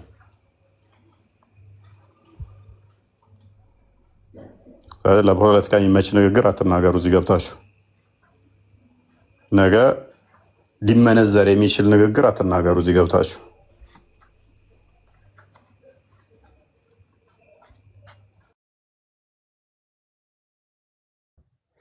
ያ አይ እኛ ከመጀመሪያው ጀምሮ እኮ በነገራችን ላይ ማለት ብዙ ጊዜ ላይ በገባንበት ሰዓት እንደዚህ አይነት ነገሮችን እያሳየን ነው አይደለ? እኛ እንኳን ከሚገጥሙን እጅግ በጣም በርካታ ነገሮች አሉ። ምንም የሚያደርጉት ነገር እያንዳንዱ ነገር አዲስ አይደለም። በቃ እንደዚህ እንደውም ያን ያህል ዲቴይልም እንደዚህ ይህን ራሱ ርዕስ አድርጎ ኢሹ አድርጎ መናገርም አስፈላጊ አይደለም አይደል? ስለዚህ እኛ በምናሳያችሁ በአንዲቷ እንኳን ምን ያህል ተንሰራፍቶ እንዳለ ውሸታቸው፣ ድራማቸው፣ ፖለቲካቸው ማወቅና መረዳት ይቻላል። ይህን ደግሞ ራሳችሁ መጠበቅ ትችላላችሁ። በዚህ እህት ወንድሞቻችሁን አዌርነስ መስጠት ነው። አለቀ። ፔሬድ። በቃ ይሄ ሌላ ምንም እንትን የሚያስፈልገው አይመስለኝም።